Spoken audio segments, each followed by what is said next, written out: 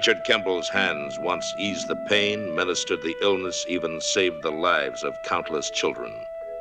Now the hands are as fugitive as the man to whom they belong. Hey, watch it, will you? I'm sorry. I think you hit a nerve there. Got a little, spasm in your trapezius. You sound like quite an expert. You can turn over.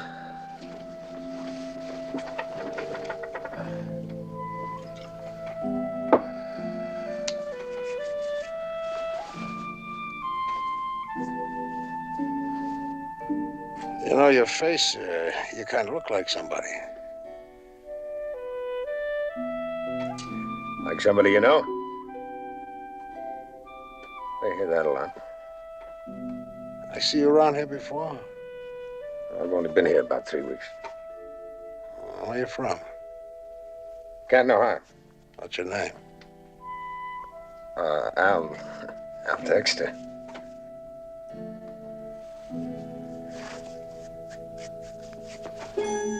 I got it now. You remind me of a cousin of my wife's.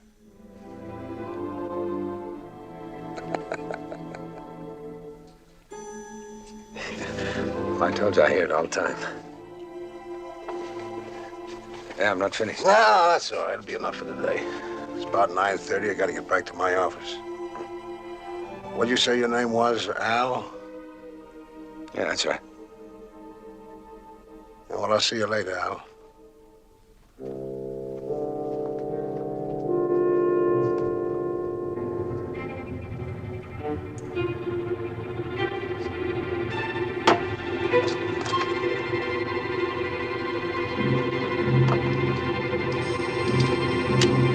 Hold it.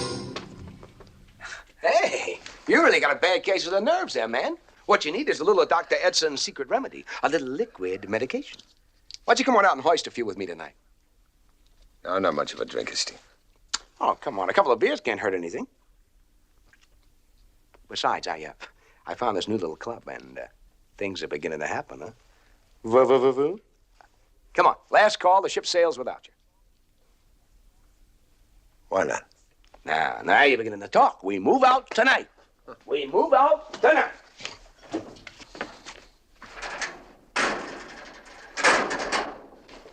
Hey. Is your boss in? Why, you got any complaints to make? I'll find him myself. Yeah, but he's gone. He's gone for the day. Open this. I want to use the phone. Well, sure, since you asked so nice.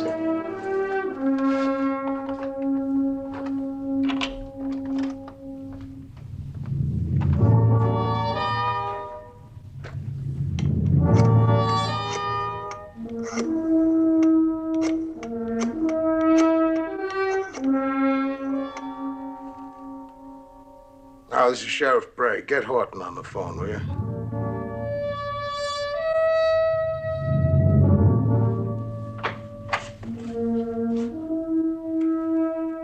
Horton.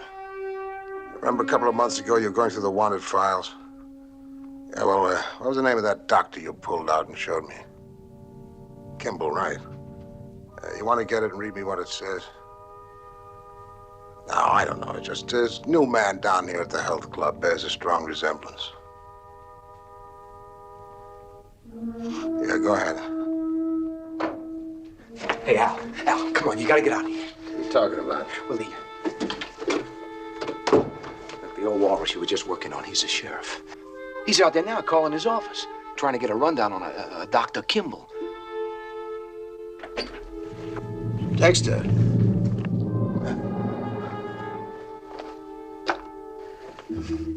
What can I do for you?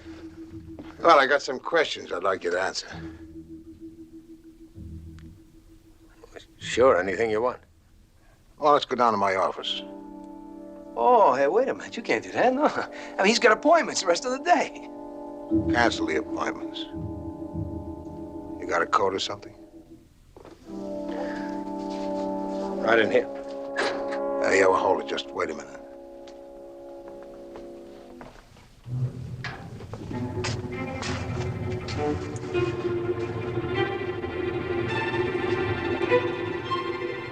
Hey, wait a minute. Look, you just can't come in here and arrest a guy like that. I mean, what's he done? You don't have a warrant or anything. I mean, he could sue you. I mean... Yeah, all right.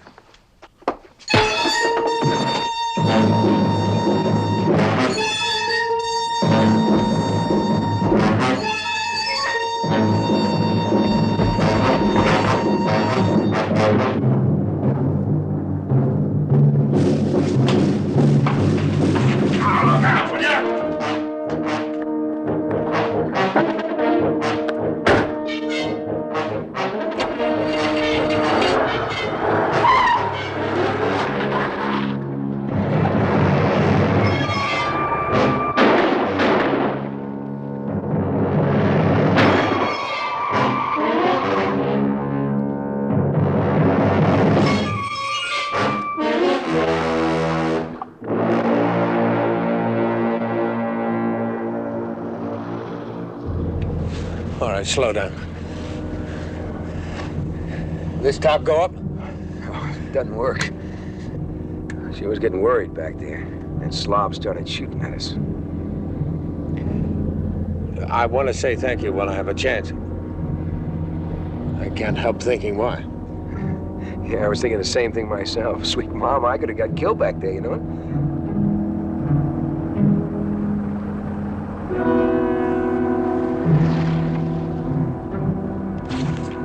Watch it. Sorry. We have an accident. It'll get stopped by the police. Yeah, I know. The whole thing's just beginning to hit me. You let me off the first place that looks good. Yeah, I guess I kind of bought a one-way ticket, huh? Aiding and abetting, I think they call it. Couldn't very well just stand there and watch Lard Belly take you in. Better get rid of the car, too.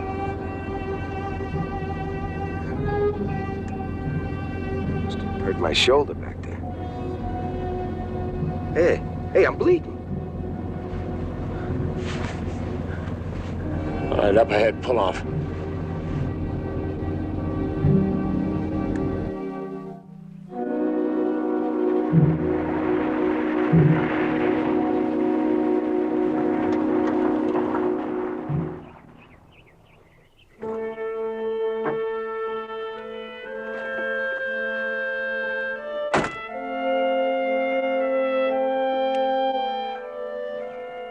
Come on, take a look at it.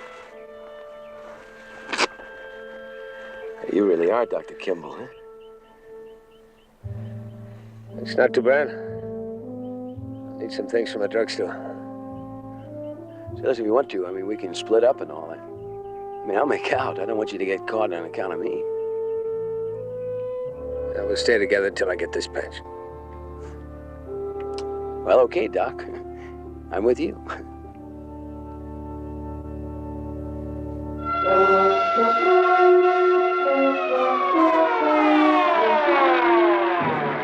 You get that bulletin out describing the car? Yeah, I just heard it on the squawk box. They won't get 10 miles before somebody spots them. What about the state boys? I gave them the word. Well, the other guy's name is Edson. Been in town 4 months, no home address. We'll run a check on him, too. Go on, get over.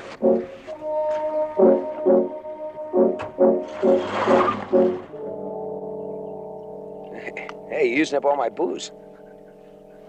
Yeah. Muchas gracias, amigo. Keep your eyes on the road. That's for a bus or a truck or something they can use. Oh. Well, how's it look, Doc? Let's forget that dock business on it. Well, nobody can hear us up here.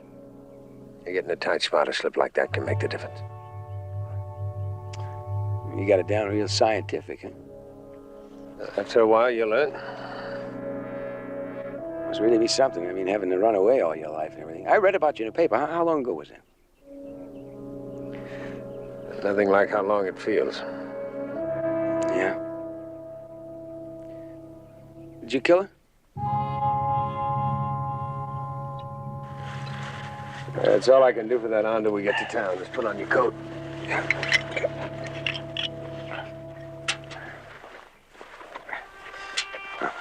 Yeah.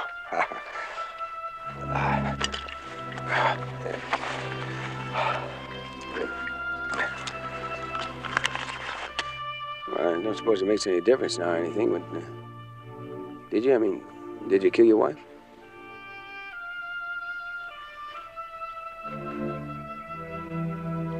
For what it's worth, I didn't. Well, for what it's worth, I believe you. Steve, what you did for me back at the health club, I mean, you stuck your neck out. Well, I guess it's just because I know how the law really works, that's all.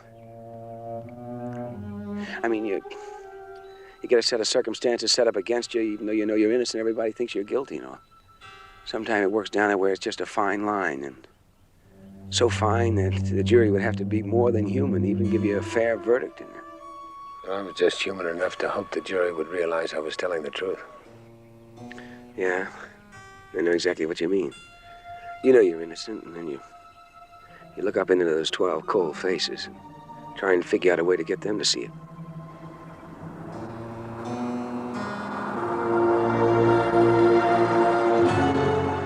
There's a bus, come on.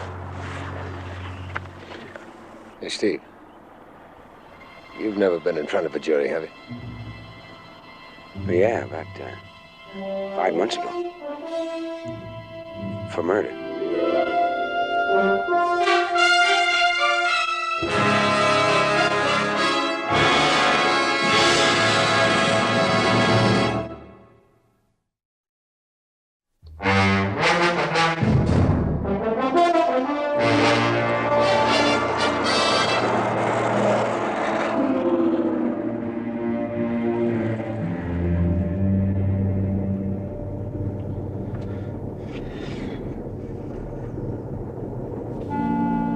You said you were tried for murder. Yeah. Where was it? Gary, Indiana. It was a fight. I was in love with a girl back there. Her brother was a moose, a big man. Always kicking people around. He had a record for it. Came out in the court. He was pounding the life out of me. You plead self-defense? Yeah. They acquitted me. Of course, it could have gone either way. That's the way the law works sometimes. You know, looking at you, I think I could have wound up the same way.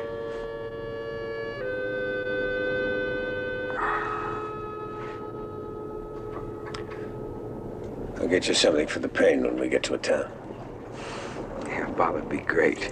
I'll give you the whole arm for a pint right now. We're gonna need some money. How much have you got? Say, I got $4 or $5. I don't know. I got 7. That's not much, considering we're gonna have to get a place to stay, some food, medicine. Hey. We can write checks. I got over $200 in the bank. Cash an out-of-town check, they call your home branch and check on you. Yeah. There goes $200 down the drain.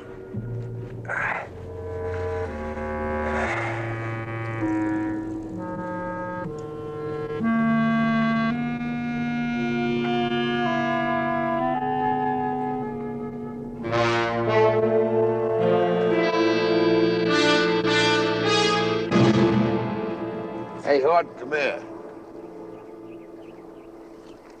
See this? Some blood. More over here. Looks like I hit Edson, all right. Well, that ought to slow him down some. Now all we have to figure is where they might have headed.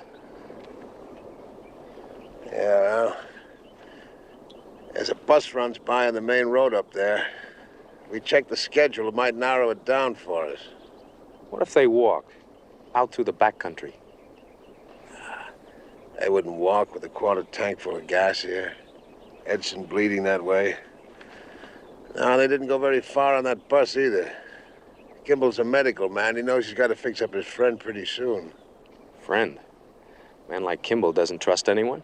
Yeah, well, he didn't pick Edson. The interesting question is why Edson picked him. You know, it might help if we had that report. Well, I'll check and see what's holding it up. You want me to contact that Lieutenant Gerard? That circular said that any information concerning Kimball should... Now, just a minute, Horton. We're not positive it is Kimball. We won't be sure until we have him in one of our cells. We got time, boy.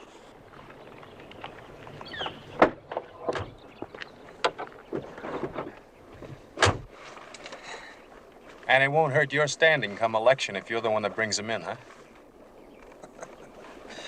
Now, you're too young to remember old Jason Clay. Quite a hunter. Well, there used to be a prize buck around here, and old Jason, he kind of laid a claim to him. And every hunting season, he'd go after him. Nothing else. Well, one time I went out and I killed that buck. I threw him over the front end of the pickup where everybody could see him. Drove him straight through town, right up to Jason's house. Oh, I said, it was a bad mistake. I was sorry, but nothing I could do about it. And I offered him the deer. Of course, he turned it down. And I ate venison all winter long. That trophy head's still hanging over my mantel. Yeah, it's been a long time since there's been any prize game like that around.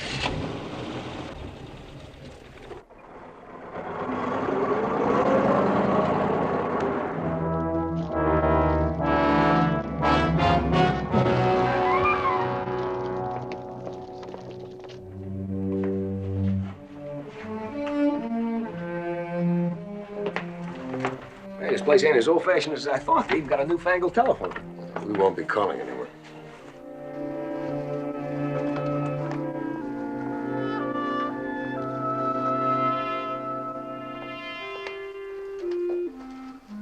Thanks.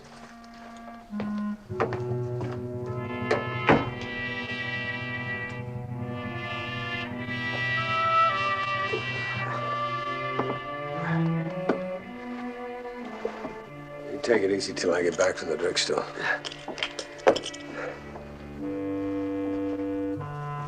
Hey, don't forget about my bottle, huh?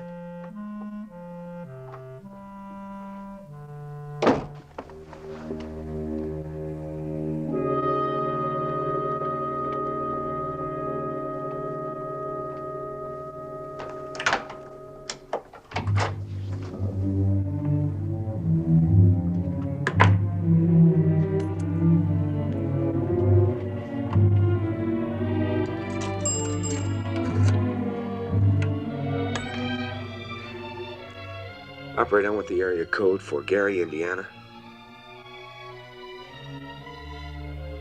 219, thanks.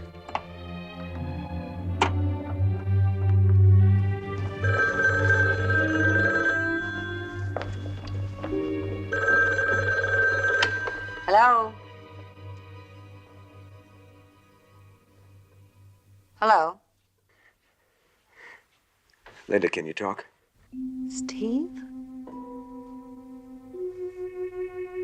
Steve? Darling, yes, I'm alone. Joey's not here. Look, honey, I probably shouldn't have called. I haven't heard from you all these months, not a word. And you disappearing after the trial, I couldn't understand it. Steve, you were acquitted. Honey, look, I know I'm not guilty in the eyes of the law, but in your eyes, he was your brother? Oh, darling, I don't blame you. It was as much my fault. Nothing's changed between us. Steve? Are you back? No. No, listen, I'm in some kind of a jam right now. I don't know what's going to happen. I need some money. Well, all right, I'll bring it to you. Where are you? No, honey, look, just wire me what you can spare. Now, don't come. If you want, I'll contact you later, when everything's okay. All right. Send it to me, Western Union, Meadville. Meadville. Steve, please, be careful. Darling, I can't talk anymore. Yeah. Yes, of course I can. Sure. Bye. That was him, wasn't it? Who? You mean that? Who's Tom? Tom, don't give me Tom. That was Steve. Joe, stop it. I'll stop him if he tries coming around you again. You hear? He's gonna learn you got another brother. Stop protecting me. You're smothering me with your protection. You throw yourself away on a I'm no good... 28. Joey, I'm 28 years old. Leave me alone. Oh, Linda. Honey. You're not gonna do it. If I have to lock you up here. If I have to go find that Steve.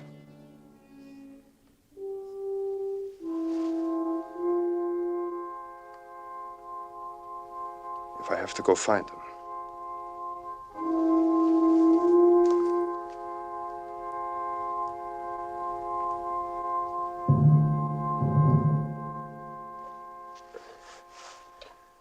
Be a little stiff. Sore for a while. You lost some blood. It should be all right to travel tomorrow. Here. Ham or beef? Well, wait a minute. Let me work up a little appetite, huh? We got $2 left. This meal will have to last a while. Well, don't worry about it. By tonight, we'll be loaded. You will. You keep drinking that. What, not this? I mean, with money. My girl's sending us some. You told somebody where we were? Well, yeah. You trying to get us caught? Well, no, I mean, come on, relax. She's my girl. We can trust her. Well, maybe you better tell me about it. Well, I'll tell you anything. She's beautiful. It's a girl I met back in my home in Gary, Indiana. I sold her a car when I was working there in a used car lot and all. We were really going serious there, and then we split up, you know. Because of the trial? Yeah, you see, the guy I accidentally killed was her brother. Yeah, Nick was his name. He didn't like me seeing her, you know. He didn't think I was good enough for her. Nobody was good enough for her, according to him. See, Linda lost both her parents and all when she was a kid, and Nick kind of, Anyway, he come home all soused up one night, and he caught Linda and me there. I mean, we were just sitting there, you know, in the living room. He started working me over. He beat me up kind of bad. He beat me up so bad I had to go to the hospital. You said he had a record for assault. Yeah. I guess if I hadn't loved her so much, I would have steered clear from her for 10 states or something. Anyway, I started going back, seeing her again on the sly, and, you know, just till I could get enough money, we could go away, you know. He found out about it? Yeah, one night he caught us at a little restaurant. He dragged me out there in front of everybody, started working me over. I broke away from him, run back in the kitchen. He caught me. Anyway, I reached back, I'd get my hands on something, you know, anything. It turned out it was a knife. I couldn't face her and all after the trial. I just started drifting around. I sure am glad I talked to her today, though. She said she understood and all. Nothing had changed between us, you know. She wanted to even come up here and be with me. I wouldn't let her, though, you know, not now. Not now. But someday. Someday she can join you. Yeah, boy, it'll really be something, huh? Somehow, you know, I never thought that would ever happen. I made the run, but I can't say I remember seeing him. But you picked up a couple of men about 15 miles out of town, didn't you? Yeah, it seems like I did. Of course, I'm picking up passengers all up and down my run, you know. His bus was the only one that went by anywhere near the time that they would have been there. I can't figure them walking or hitching a ride, can you? No, Edson was wounded. And what'd they do, hop a plane? Did you say Edson? Yeah, what about it? I found this in the back of the bus when I cleared my run.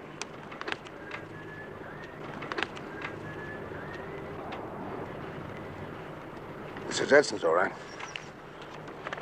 Well, they Must have been Delaney or Meadville where they got off, because I don't remember making any special drops after where you said I picked them up. Yeah, all right. Thanks for your help. Hey, that's a piece of luck. We would have lost him if Edson hadn't been kind enough to leave his calling card. Calling card, that's no joke. Oh, it was just a fool accident making a dumb mistake like that? No, I don't think so. Edson's an acquitted killer, and yet he can't steer clear. He's got to go begging trouble by helping a wanted man. That's mistake number one. And when he makes another mistake... And I bet Kimball doesn't even know it himself. He's probably running with a man who deep down wants to get caught.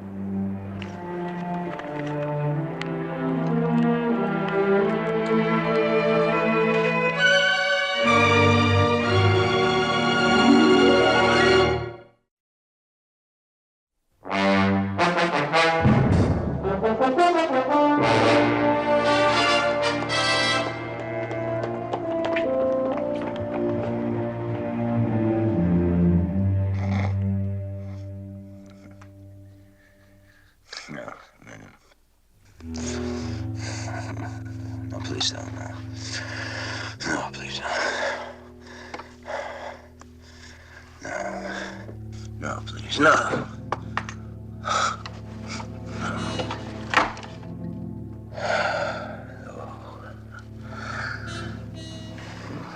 You all right? No, I guess I was just dreaming and all. I felt like I was burning up. Oh, it was lousy whiskey. My throat's so dry now. Yeah, you pulled this off in your sleep.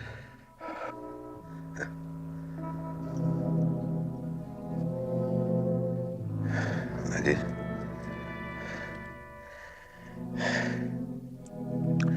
My dad gave this to me. I suppose I wore it to please him and my mom and all. You know, they're kind of religious. I never really believed in myself. I still don't really. You tell yourself that often enough.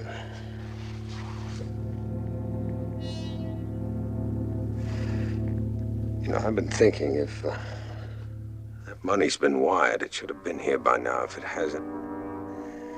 If it had, I guess we're in some kind of trouble.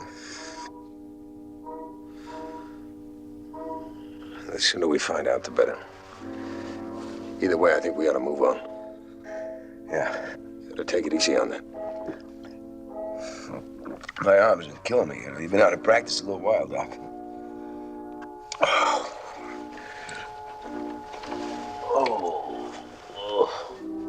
You all right? I feel like I'm gonna be sick. My head feels like something else. I must have a fever or something.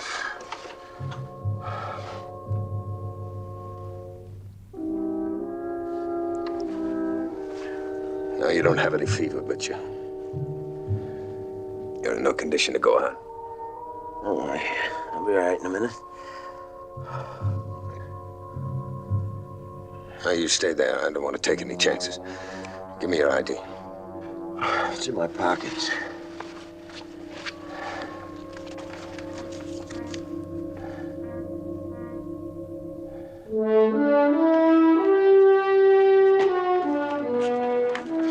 I've covered every hotel and boarding house. Nobody's seen him. Well, if he didn't get a room and he didn't buy medical supplies, and he's just not in this town. Well, that leaves only Meadville. Yeah.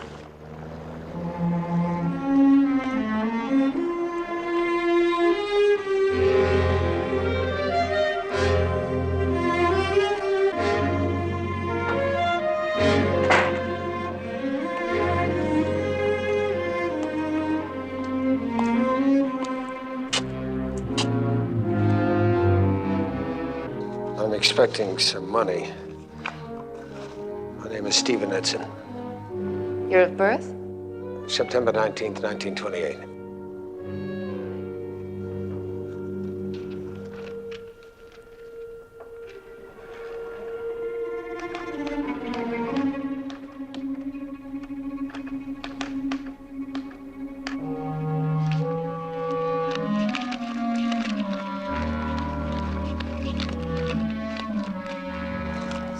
Thank you.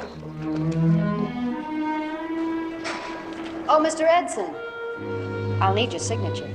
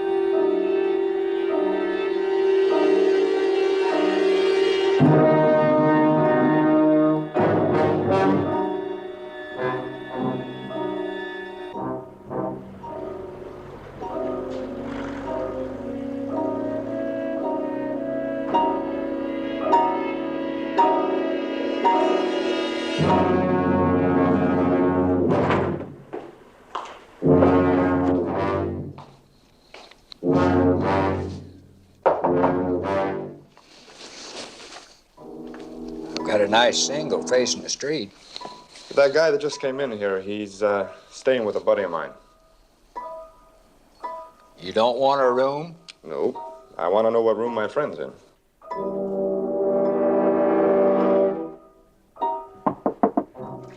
Steve.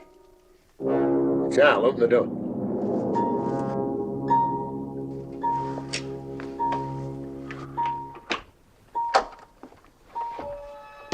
There's a guy in the lobby. He followed me. Dark hair, about medium height. Drives a yellow sports car. Who is he? That'd be Joey Morrow. It's Linda's other brother.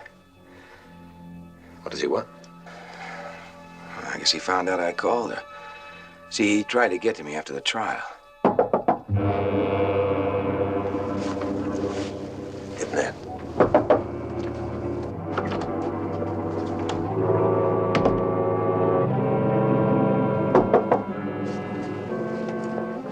Yeah, what is it?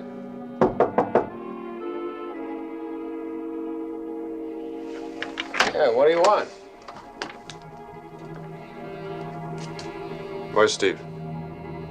Steve, there's no Steve here. Steve Edson. My name's Edson. It's Paul Edson. Forget the hustle. You picked up $100 just now. Money my sister wired up here to Steve Edson. I think there's some kind of law about picking up money that doesn't belong to you. Okay. I met this guy, Steve, in a bar. He was drinking.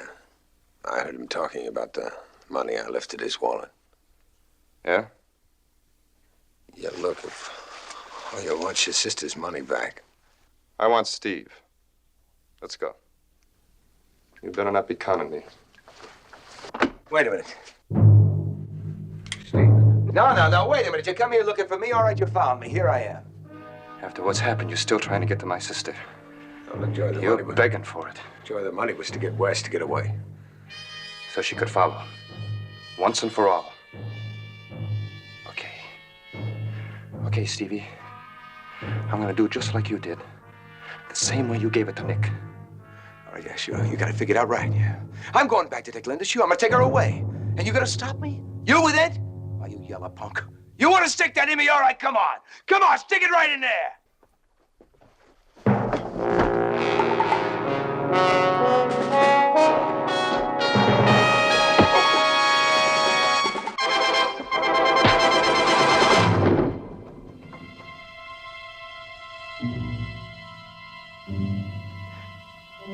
Thanks. For what? You didn't want to be saved?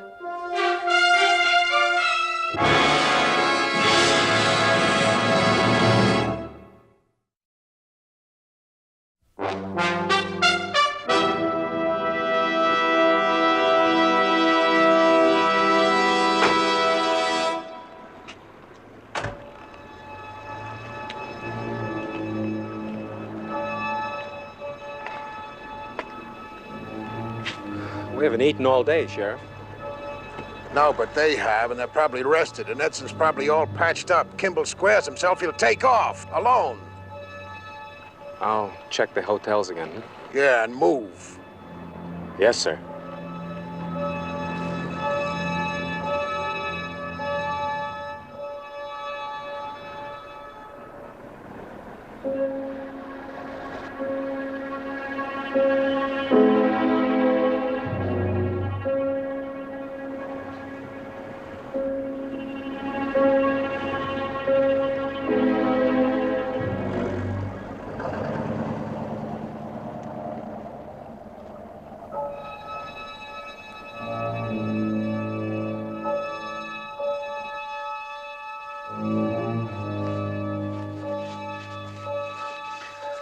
Look at him. A tough punk.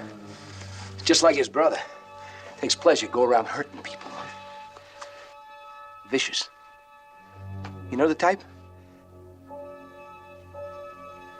You mean violent by nature? Sadistic? Yeah, that's it.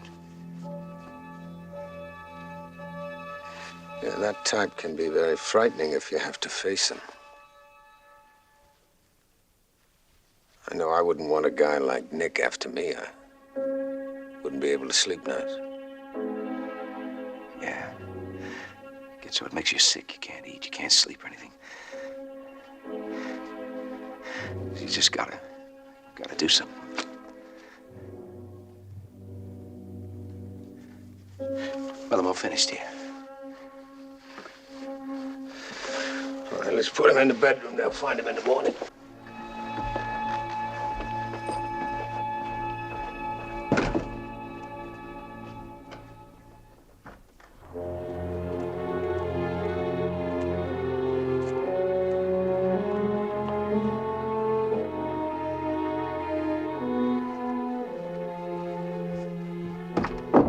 Hey, we still gotta get our tickets and get out of here, huh?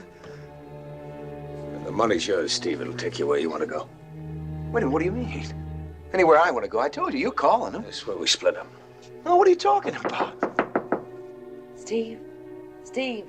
Hey, that's Linda. Open up. Steve. Oh, Steve.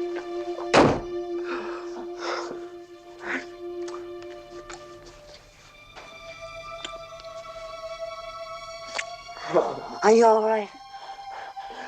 I saw Joey's car downstairs. I thought he might have... You didn't tell him? No. No, the telegraph people called to check on the amount, and Joey answered the phone. The housekeeper said he flew into a rage. And, well, I thought he's got to be here. His car is downstairs. Steve. Oh, look, this is my friend Al. We've been traveling together. Come on, listen, you shouldn't have come up here. I told you Joey's car's downstairs. Oh, Joey's not gonna bother us. Oh, no, he's all right. It's just, see, we can't stay here. We were just getting ready to go. Hey, wait a minute, we can all go together. Well, sure. Linda, you drove your car up here, didn't you? Mm-hmm. Well, that's perfect. Sure, we'll just take off, huh? We got the car, we got the money. Steve, where? What difference does it make where? We'll just keep traveling, huh? Honey, we'll get married, huh? Oh, sure. Hey, now, you can be our best man, huh? Steve, but it's so fast. I guess anything. Well,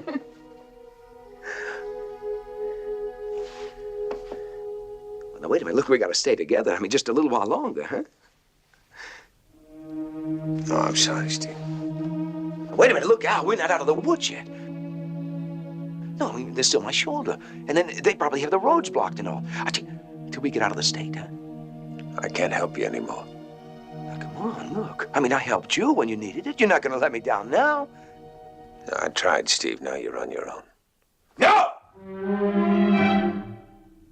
Well, I mean, Linda's here now. Yeah. Linda, you don't mind if he goes with us, do you? No, look, it'll be just the three of us together. Steve, what is this? What is going on? Now, don't drag her into this. She can't help you either. No one can help you. Now, wait a minute. Look, no, I'm not going to let you walk out of here, no. I'm going to go with you. Why don't you tell her why you couldn't face her? Tell her why you've been running. risk yourself to save me. Go on, tell her. I can't. I can't.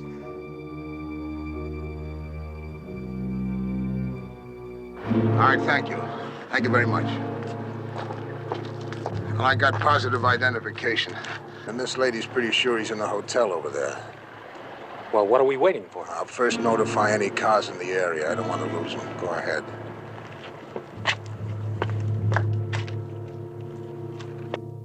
So you plan to kill him ahead of time?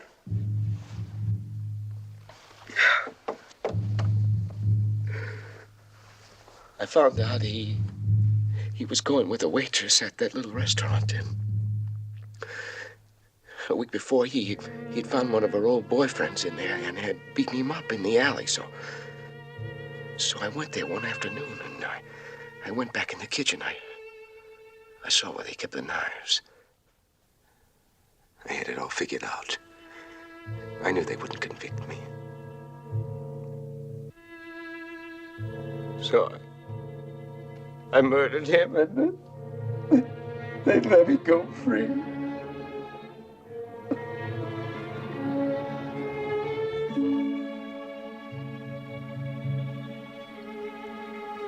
A man with a conscience commits a crime and it goes unpunished. He can't live with it. So he finds his own punishment.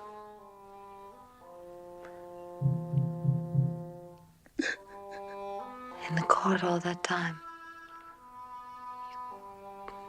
You could have said something. They might have understood. I was so afraid. Afraid. What did I drag you into?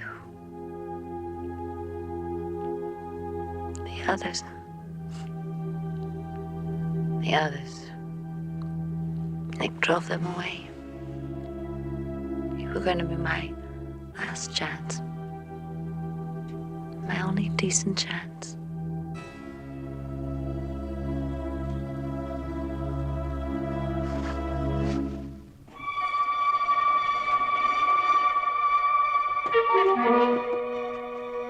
It's police. You two stay here. They're after me.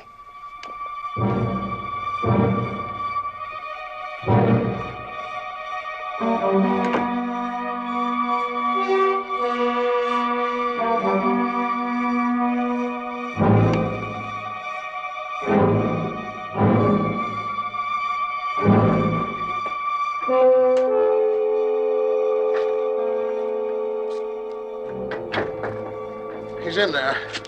I want you two to cover the back. Come here.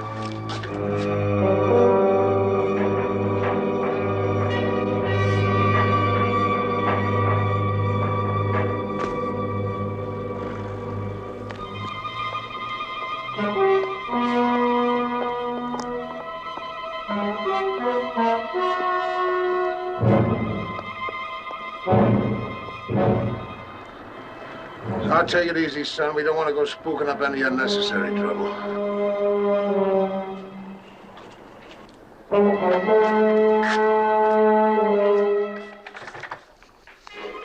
I hope there ain't gonna be no shooting. You just get back to your counter and stay out of the way.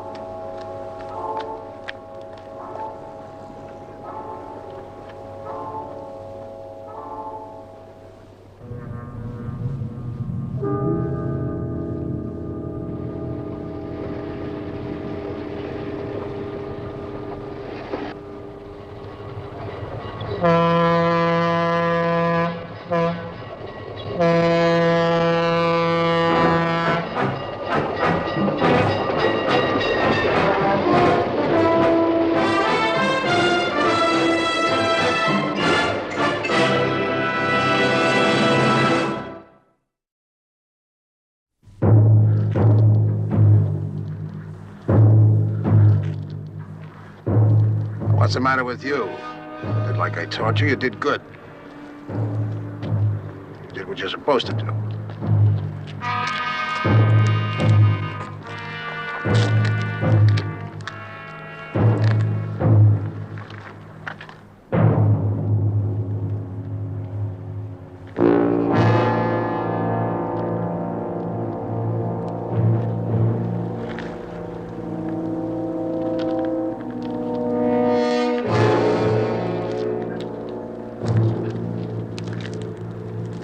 Boy, I'm gonna cut you down for this.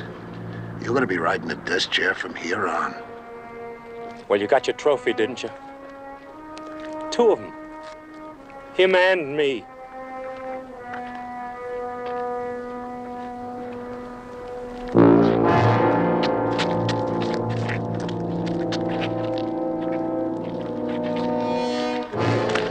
Steve.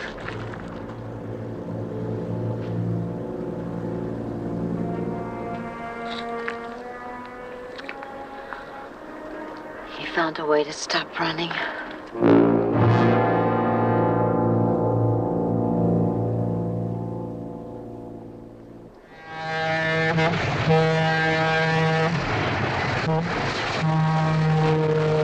For almost 2 years, Richard Kimball has lived the life of a fugitive. How many times in his despair has he thought he would gladly have traded places with any man on earth? Now Richard Kimball knows. Any man. Tonight's episode, everybody gets hit in the mouth sometime.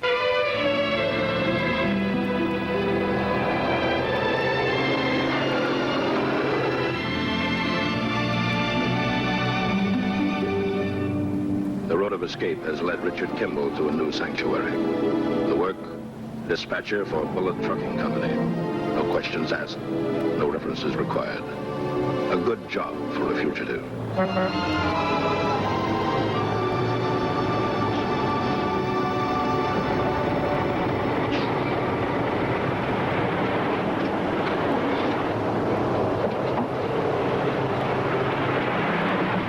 You late, Pete? Transmission's throwing oil. Had to keep stopping to check it. You got us left orders. Take that load to Colorado Springs. Oh, he's all heart. How many hours you got left in your logbook? Around this joint who counts. I count. How many hours you got left? Big 0. All right, take off. Take your 8 hours. Yeah, who's going to deliver that load? It'll have to wait. You're a dispatcher. Don't skin off of my nose. Guess I'm going to like it. Take your tractor into the shop, see if they can find out what's wrong with the transmission.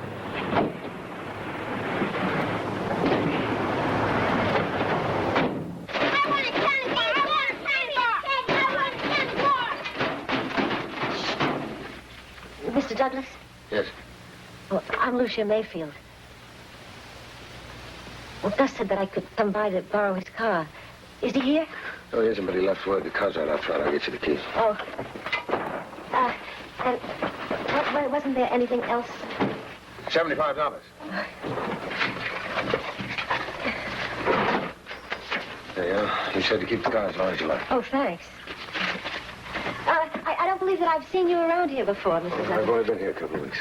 Oh, are you from in town? No, California. Bakersfield. Bakersfield?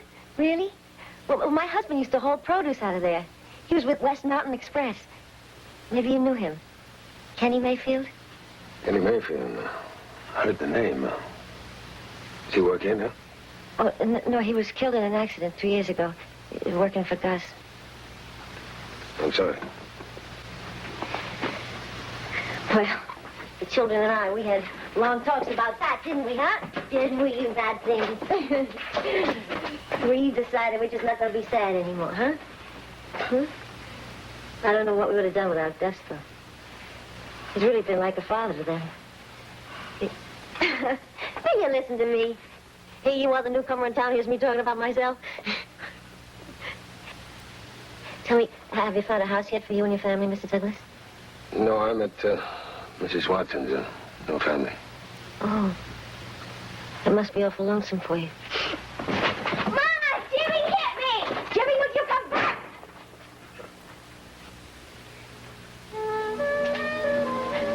I'm sorry. It just seems like they don't know how to act anymore when there's a man around. Well, I hope I'll see you again, Mr. Douglas.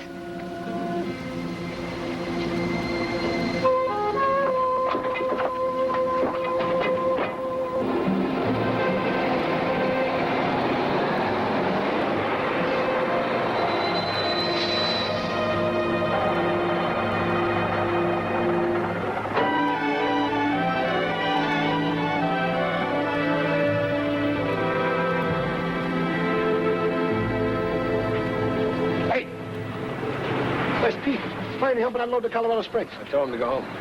Do what? He had too many hours in his log. I want you to hear this good, hotshot. That truck cost me $80 a day. See, that's how much I lose when it ain't going down the highway. Right now, $80 I can't afford. You got that? He told me to watch the logs, didn't you, Gus?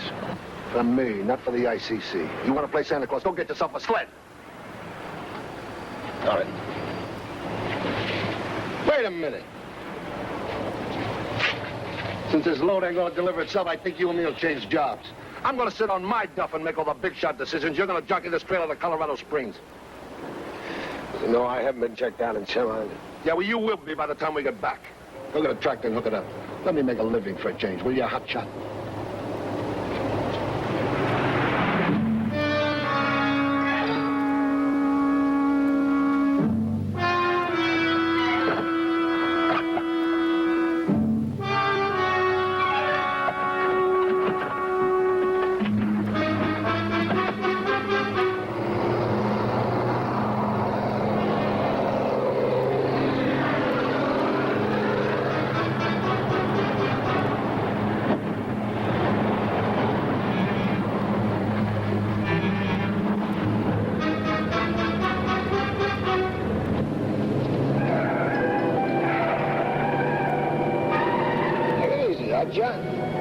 You can try to buck me, but don't try to out-wrestle the truck, will you?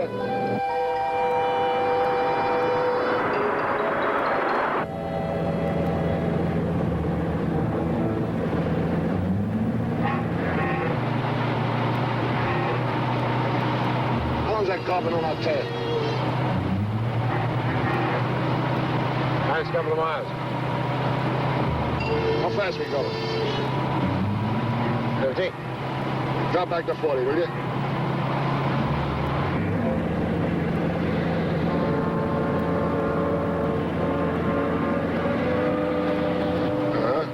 He slowed with us.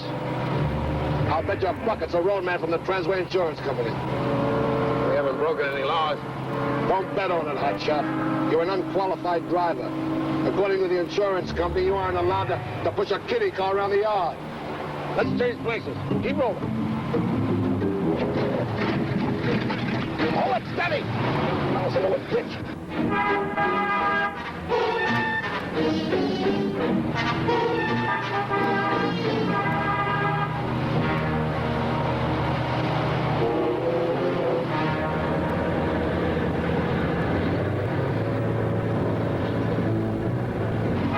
Remember, I've been driving all the time.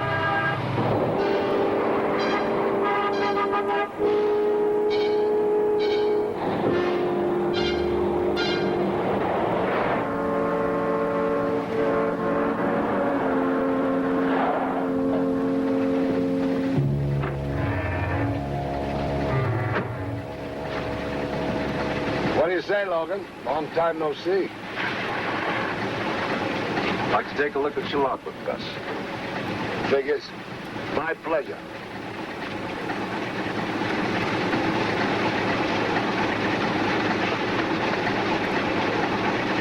Three hours left.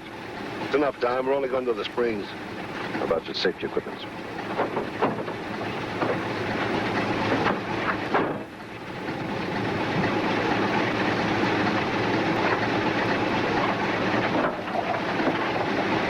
Flares, emergency reflector in the box, extra bulbs in the gin bin.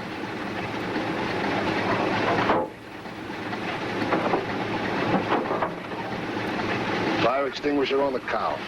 Would you like to look in the cab? We even have clean ashtrays. What's your name? Bill Douglas. Your relief driver?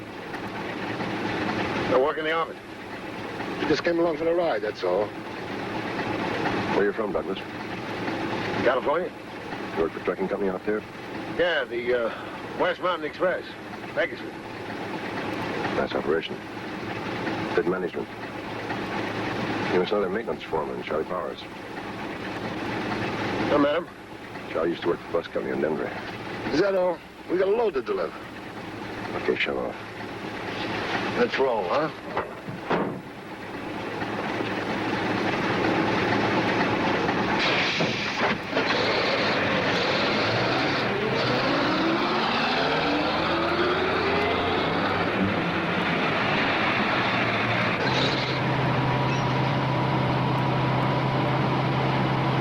Gus, that job I said I had with West Mountain Express.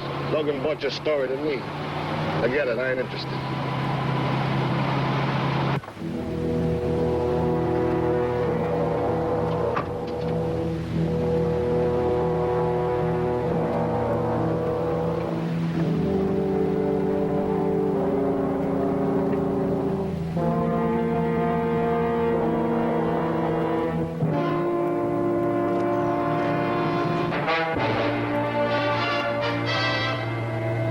Douglas. Bill Douglas.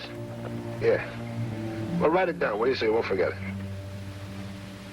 Yeah, well, that's what he told Logan. I was standing right there. I don't know why he did it. Come on, Charlie. How's it going to hurt you? Good. All right. Thanks. So long.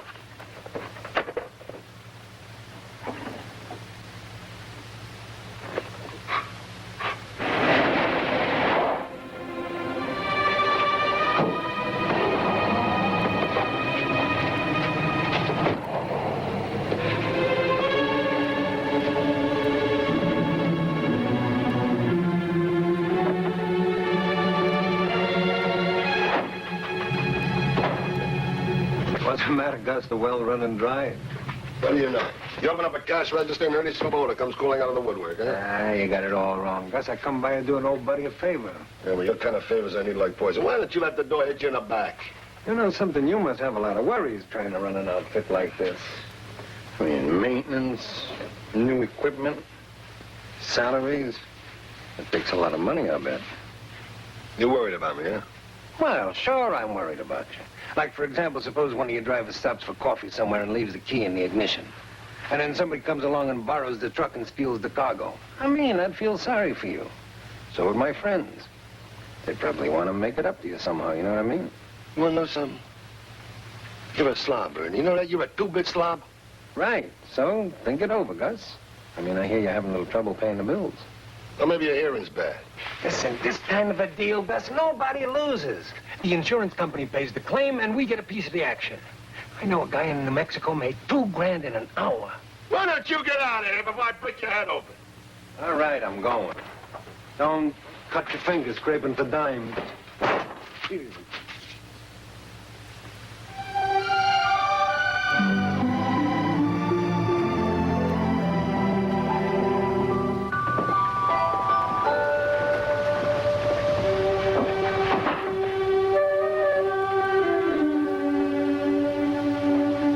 Sorry to bother you at home. Well, that's all right. I came to return Gus's car. He wasn't at the office, and I didn't want to just park it there. I thought maybe I could leave it with you. Well, sure, I'll take care of it. Thanks very much. Bill. Isn't it? Yes. I like first names better. Well, so do I. Well, hope I haven't been too much of a nuisance. Well, Mrs. Mayfield. If I keep the car, how are you and the kids gonna get home? Oh, don't you worry. I already left them off at their grandmother's for the night. I can just catch the bus across the street. I don't think Gus would mind if I drove you home. Well, he better not.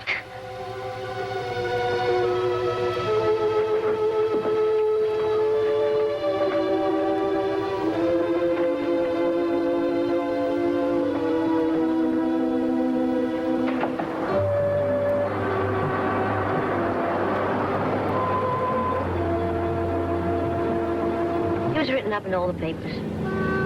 Pictures, everything. But nobody really knows what happened. Truck turned over. Gus was thrown clear. Kenny wasn't. Police report said that Kenny probably fell asleep at the wheel. What did Beth say? Oh, he couldn't remember. It all happened too fast. Make it sound like somebody else's story. Is that because it still hurts to connect it with yourself? The nights keep getting longer, if that's what you mean. But this one is not going to. How's Gus doing? His office making a lot of money? I'm just the dispatcher. Keeps the money problems pretty much to himself.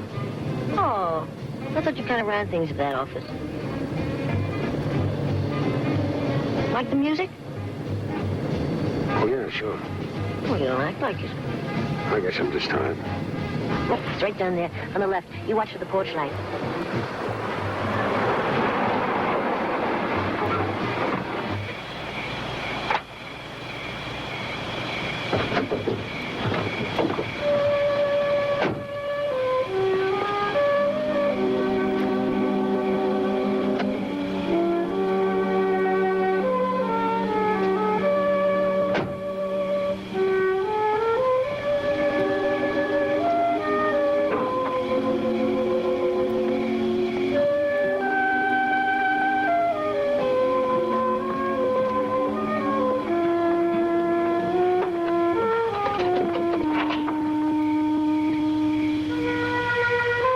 I think there's some wine in the refrigerator.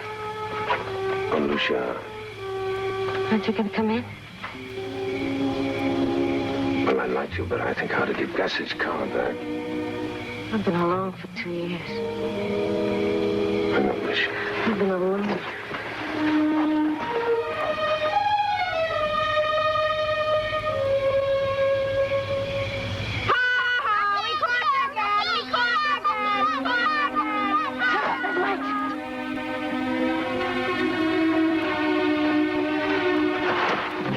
Filthy sneeze! Get back!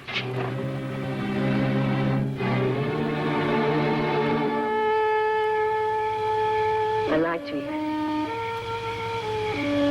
The grandmother they're supposed to be spending the night with, she lives in Arkansas. I put him in the back room. I thought they'd go to sleep.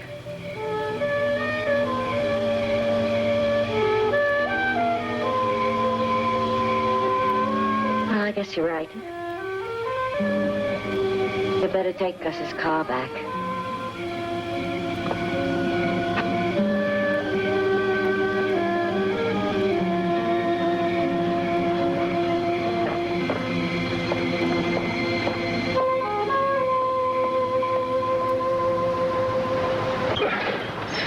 Hey, Gus! Gus! What is it? Telephone. Hey, there. It's Transway Insurance.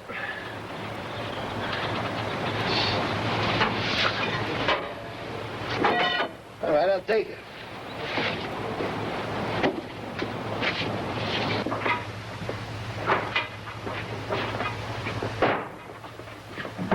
Yeah, Gus Henry. Hello, Mr. Halsey. Well, I was meaning to call you about that, you see. Well, I got a lot of new business contracts coming up, and, yeah, well, they'll be coming through any time now.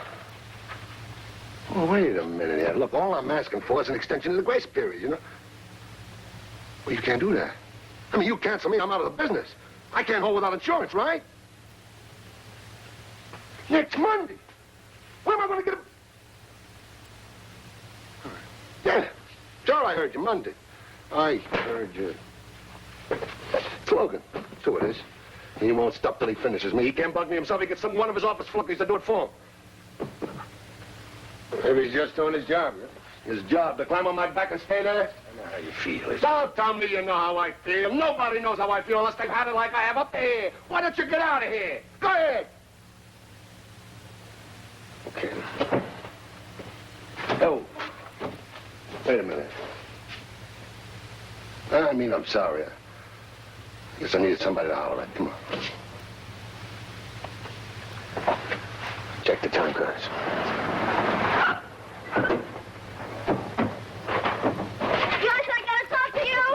Jimmy fell this morning. He knocked a tooth loose. It's one of those permanent ones. Look, it's in the front. Show him, honey. Show your Uncle Gus. Mrs. Wilson, it's okay. Henrik is here. I'll get a ride home. Mrs. Wilson was kind enough to take us to the dentist this morning. Yeah, I'll come to the office. Go. Come on. Hi. Come on. Well, now, Jimmy, you don't ask your Uncle Gus for anything this time. Remember, it hurts your lip to talk. Don't look bad. I mean, everybody gets hit in the mouth sometime. That's just what I'd expect you to say. You should have talked to the orthodontist like I did. His teeth are in terrible shape. Why, if he doesn't have braces right away, they're going to be crooked the rest of his life. Well, a lot of kids are crooked. Oh, well, not my son, no. Not if I have to scrub floors. How much is it going to cost me? Well, an orthodontist is not just a dentist. Yeah, I know. How much? $300 to start.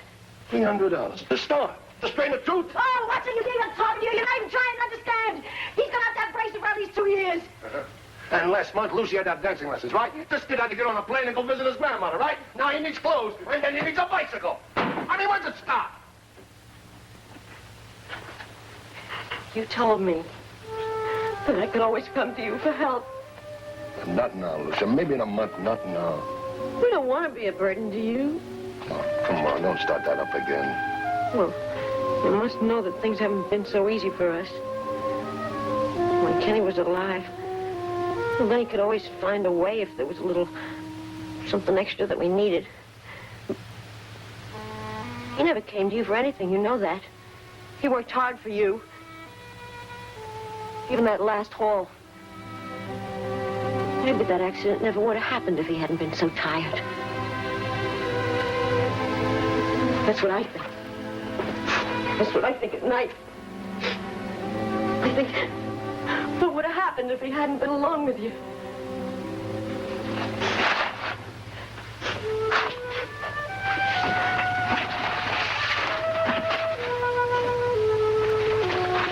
Lucia, I've been thinking about something. I mean, I've been giving a lot of thought. You know how you're always talking about wanting to move back east like Chicago, you know? Yeah, I thought about it. Why? Well, suppose I could fix it up that you can move back into a nice apartment, have nice clothes, things like that. Well, that would take a lot of money. Well, maybe I could get my hands on $2,000 bucks. That is a lot of money.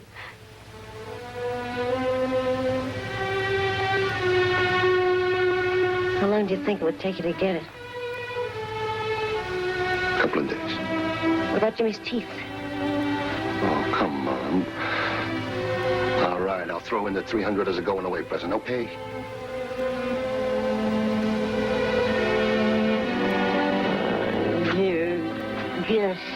Gus, you. I think a change might be just what I'd need. Good.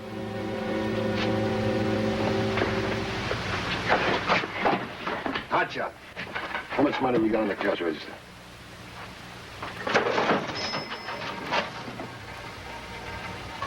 $350? Well, give me 300 of it, will you? You got drivers that have to be paid? I said give it to me!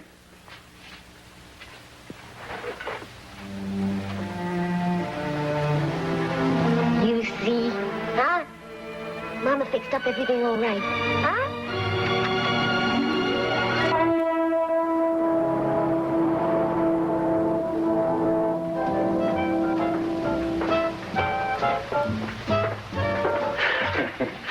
Kind of light lunch, ain't it, Gus?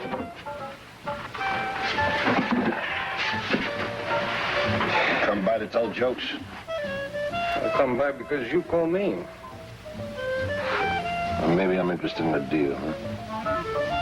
What kind of deal? I got a load of electronic parts going to Albuquerque this afternoon. They're insured for $25,000. That's what I call a fat load. But you know that electronic stuff. You gotta have a buyer for that kind of merchandise. I have to talk it over with my friend. Wait a minute. I want $3,000. One now, two in a couple of days. 500 now, 1,500 when the job is done. You know, you're still a slobber, and you're still a... Hey, wait a minute. Take it easy. All right, we got a deal. All right, let's see the money. I didn't think you called me over here to talk over old times, so I brought a little extra. 3, 4, 7, 8, 9, Turning big one. Hey, you know where the halfway house is? Let's set it up there. I'll call you here after I talk to my friends.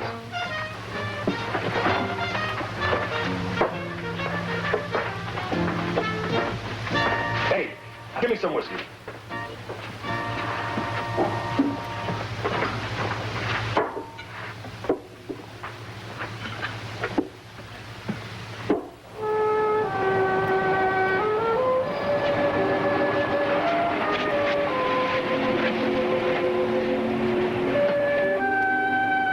Well, that's it, Luke. That work, and lock it off and seal it.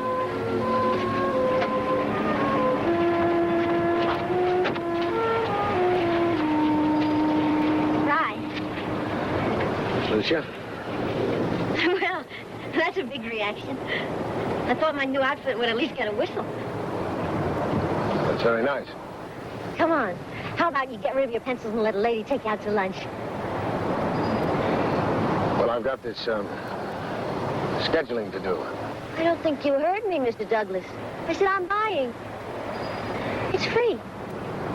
You are going out on the town with a wealthy woman.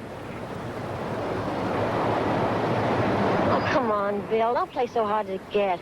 I feel too good. I feel just like someone just let me out of prison. I want to celebrate. 300 isn't going to last you very long like that. Oh, don't you worry about that. I'm getting a lot more tomorrow. Say, $2,000 to be exact. I'm got you. Maybe I got a long-lost uncle who wants to be nice.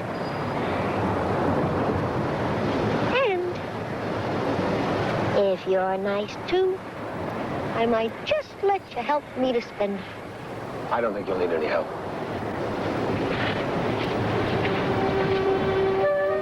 Maybe you're right, Billy boy. Maybe I won't. Wrong address, driver! Right drive. Wrong address.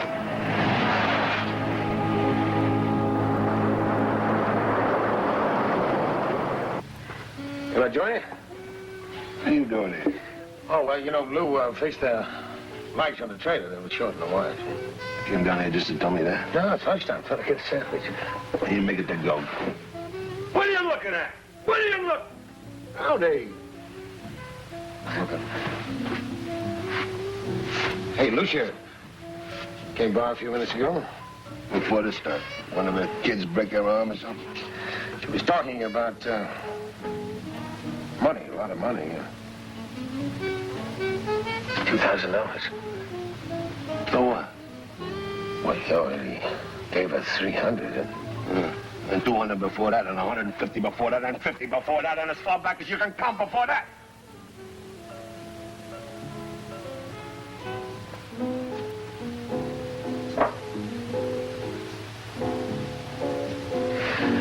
You know, it's none of my business, Cuz. But I know that Lucia's husband worked for you when he was killed. Well, I get the feeling that she's sort of leaning on you like a charity case. Kind of sticking your nose in where it don't belong, ain't you, do that? You know, you haven't got enough money to pay the insurance premium on the trucks. And, you know, if you don't have insurance, you're out of business. And, well, where's Lucia going to get the money then? What are you talking about? There's the money over there.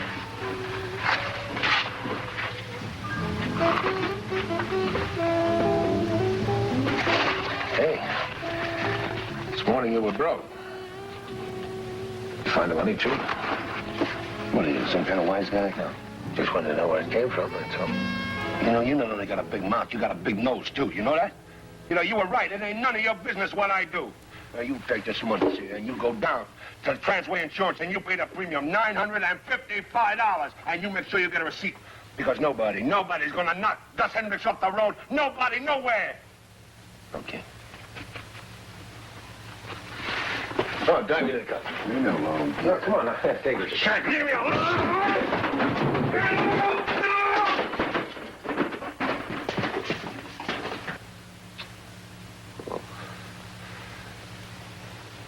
You okay, Hotshot? Forget it, huh? I mean, no hard feelings? I don't know where you got the money. I think it's trouble. I don't need any.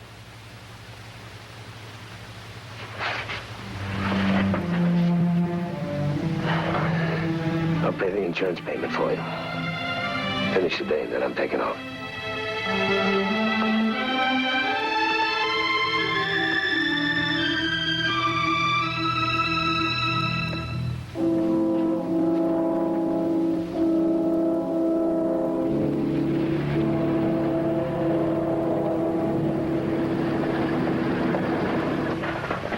He's finished with that. Oh, Mr. Williams, State Patrol, Sergeant Fountain. Yes, Sergeant. That's right. They use a big silver bullet with red lettering on the side of their trucks. I know Mr. Logan's leaving in a few minutes. Right.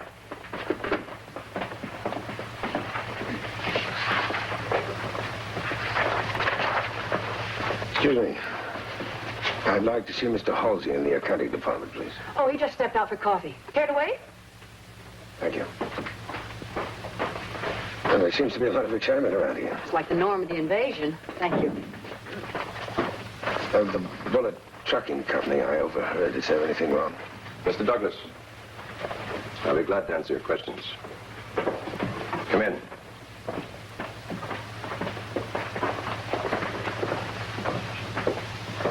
Sit down. No, thank you. Let's you and me save ourselves some time, Douglas. What was it you thought you heard out there? Nothing. I was waiting to see a man in your accounting department, that's all. Okay, I'll lay it on the line. Gus Hendrick is a shoestringer. He makes his own rules and he breaks the rest. We've paid out a great deal of money in claims because of the way he operates. Wrecks, damaged cargo. A man like him makes it rough for the good outfits. Call it my rotten apple in the barrel theory. Try to get rid of the one that stinks so it won't damage the others. You understand me so far? I'm not sure. I called the West Mountain Express this morning. That outfit you said you worked for. I take the call just in case I might need it. For reference. Sure that, Charlie? Yeah, Mr. Logan, I remember Bill Douglas for sure. He's a nice guy, real nice guy. Okay, I just wanted to check. Sure, I got By the way, Charlie, you happen to remember how Douglas lost those fingers on his right hand? you. Yeah, it was an accident. I don't remember exactly. I think he was changing a tire. Feeling better? Got me mixed up with somebody else, that's all. You never worked for West Mountain Express, and we both know it. What'd you do, call Charlie Powers and fix up an alibi in case I checked? No, I did not. Well, somebody did. Mr. Logan. I needed a job. Gus needed somebody with experience. I lied. That's all there is to it. Man also lies when he's trying to cover up something.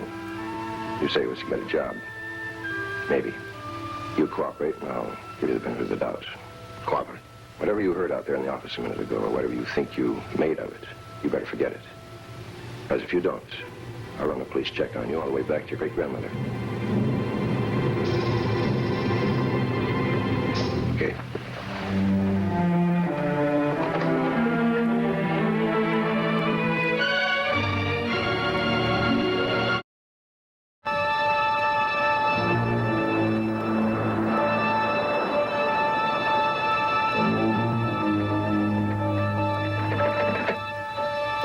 Hello? Have you seen Gus? No, I called there. He left about 20 minutes ago. Yeah, if you see him, let me know. Okay.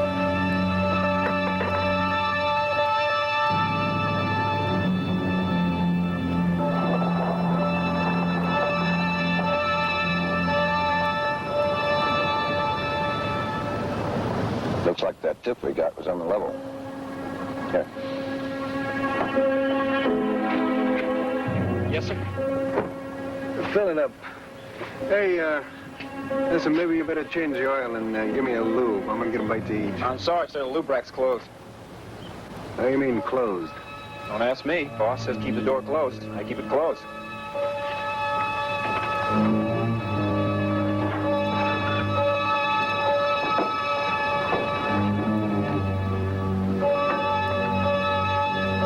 Chances are that's the man who's going to steal the truck.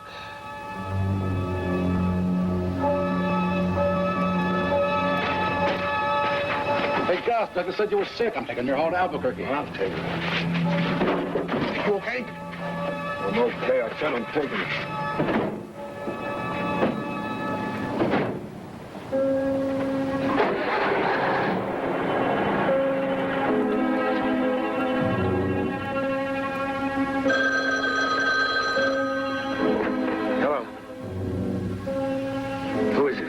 Look, never mind. Just tell Gus the whole deal is off. You got that? The whole place is swarming with cops.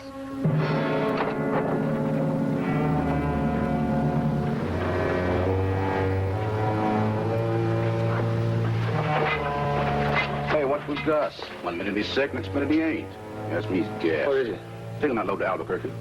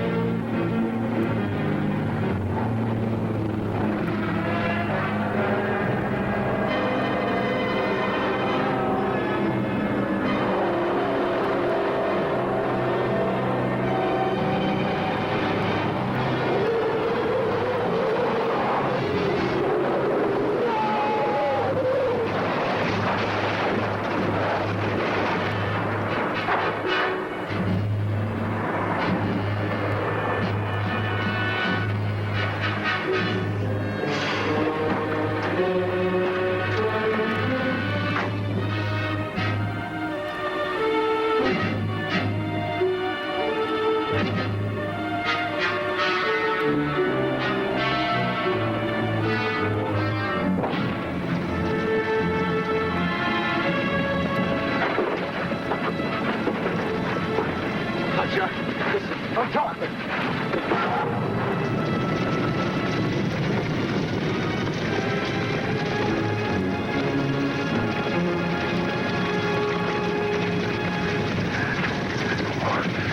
Listen, I'll shot everything I got. I want you to give to Lucia, see? The money and the car keys in my pocket. That belongs to her.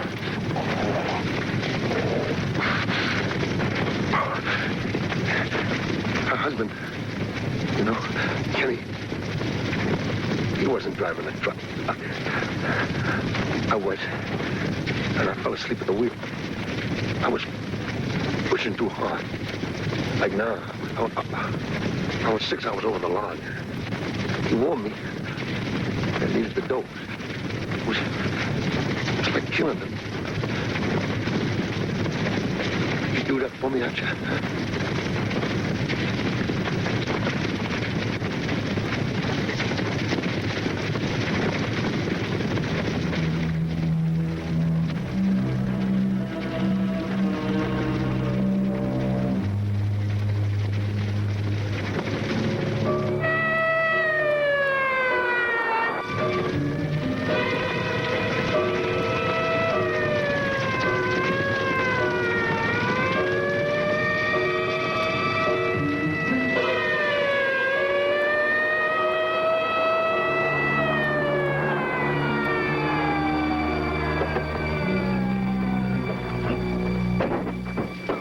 Stay here and watch the traffic, and also call the station. We probably need an ambulance.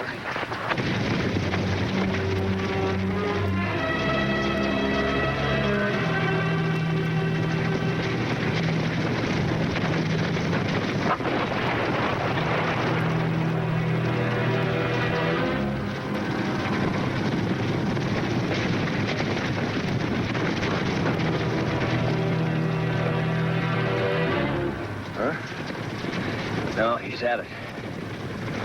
Well, truck looks like it went off that curve doing 70. Just never did anything a small way. Like somebody didn't want to stick around and answer questions.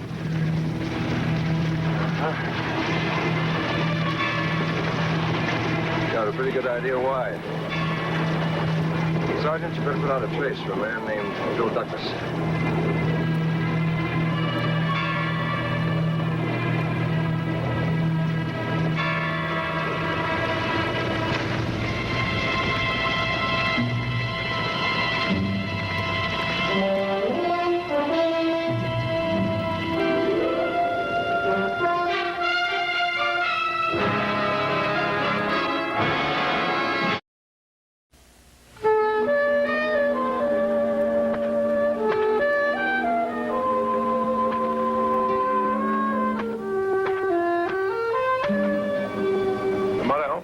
Maybe.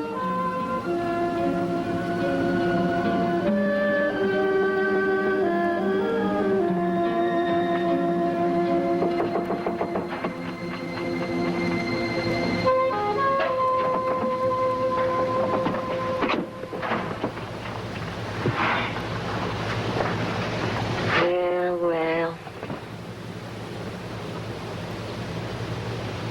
Billy boy. Changed your mind, huh? Lucio Gus is dead. Huh? He was killed. An accident on their halfway house. Well, so it finally happened, huh? Just like it did to Kenny.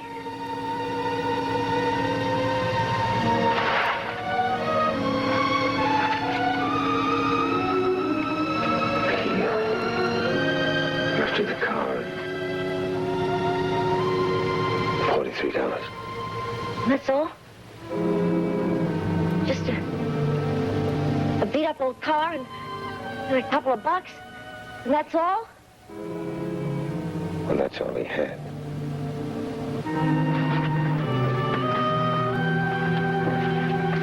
Hey, wait a minute! What about the $2,000 they promised me?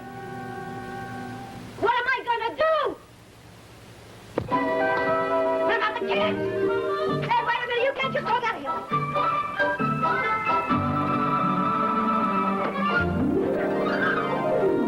Hit me! He hit me! That man hit me, Mama! He hit me! He hit me! Shut up, I'll give you another one.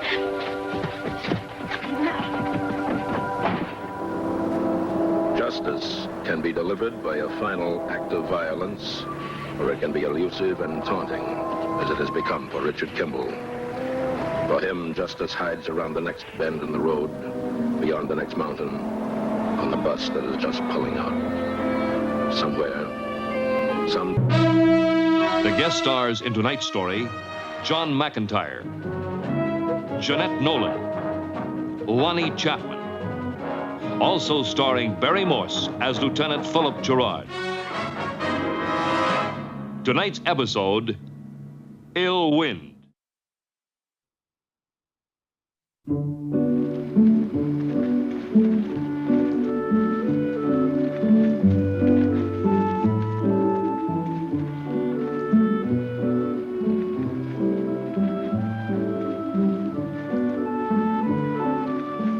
The work is hard, to be endured from day to day. But here, just 20 miles north of the Gulf of Mexico, Richard Kimball has found reason to gain a new foothold on life. His first in a very long time. Quitting time! The last day in the patch is always the best day. You tired, Catherine? Shoot, Mike Johnson. I could work another 10 hours. Aunt Catherine is bone slender, but she's got a mighty strong back. Go on, Ma. Well, it's a fact, like her mom. Kind of does something for a woman to be strong in the back, don't it? Well, it never done nothing for me. That's a fact. Oh, you, Lester, you're funning me again. Don't you kind of think it does something for a woman, Mike? That's a fact. Oh, you hush. Once a pretty girl grew from a pigtail child to a woman tall and fair. And the flowers ran to hide every time she smiled, afraid folks might compare.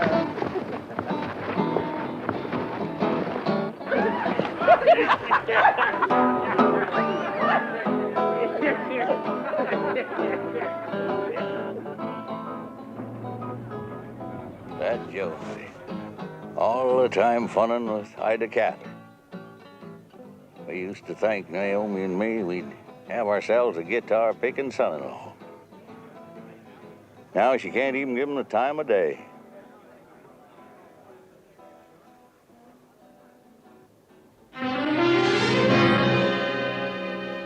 That's him, all right. Yeah, I checked with that photographer over at the newspaper. He said most of those workers hired out at the Crawford farm. It's a big place, north part of the county. Can we get started right away? Sure can, sir. Take us into the night to get there. Still can't figure a fellow like him being with folks like that. He must be bored half to death. He figures he's safe with them. Kimball won't find that boring. You're my General delivery! Say, Mike, you just gotta stay with us. Here, you kids get out of here. Beef. I'm fixing real beef hamburger with scallions. Of course, that's better inside me. Now, I ain't got no chair and no cloth at the table. I'll take every day you can sit out in the weeds and eat your supper without any table or chairs. I can't stay. I've got to catch that 9 o'clock freight. Well, you can have a cup of coffee. That won't keep you too long. Pulling out for up north in the morning, Mike. Picking corn sure beats cutting cauliflower. You better come along with us. Please come, Mike. Man says got to be moving on, Lester. You keep out of this. I heard that little Herrera girl come down with something, and I thought maybe I'd go over there and try to cheer up a little bit, and thought maybe you'd like to come along, Kate. Sorry, Jonesy, I don't feel up to it. All right.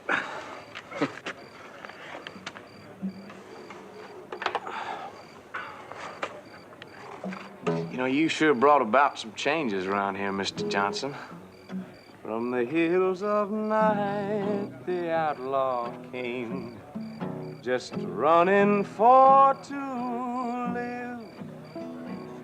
And the pretty little girl never knew his name. Still all her love she'd give. I thought you said you had some folks to go visit, Jonesy. What's the matter? It's just a little song.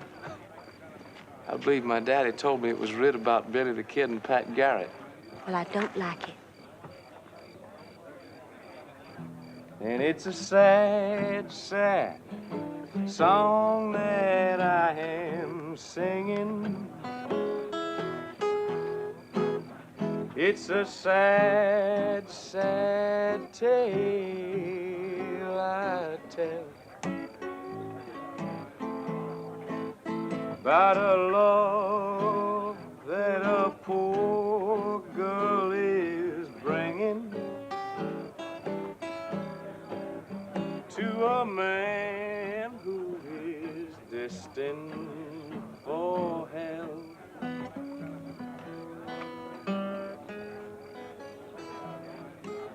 When you found me, I guess I was pretty sick. You said I was out of my head sometimes. I never asked you what I said during that time. What a man was ain't nearly as important as what he is. No, we never told nobody. Others just must have guessed that you was running. Jonesy, too, I suppose. But it's dangerous, ain't it? I mean, even them guessing. Yeah, I'm afraid it is.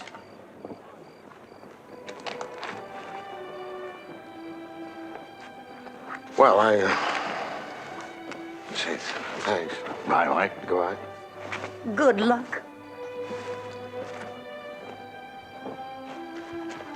We sure will miss you, Mike.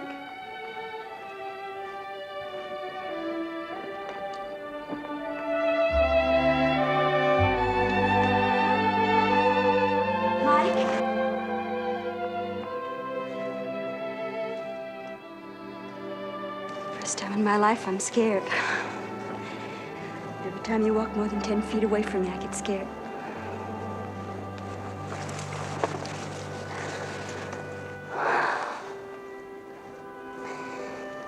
You go right now if you've got to go. And even if I call you, you don't look back or anything.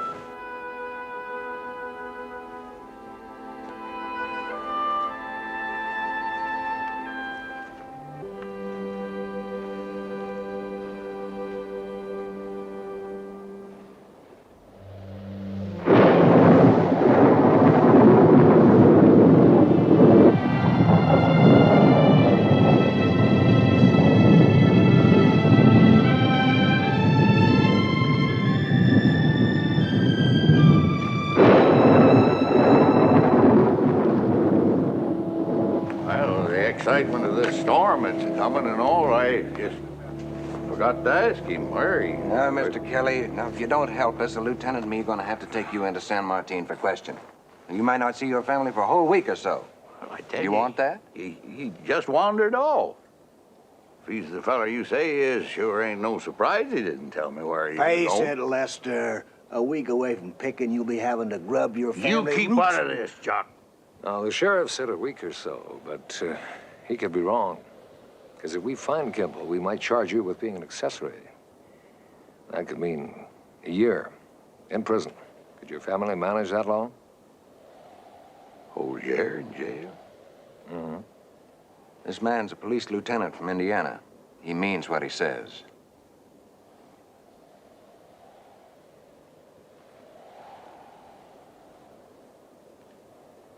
Go to the packing shed. What was that? Go to the packing shed and get the slow freight.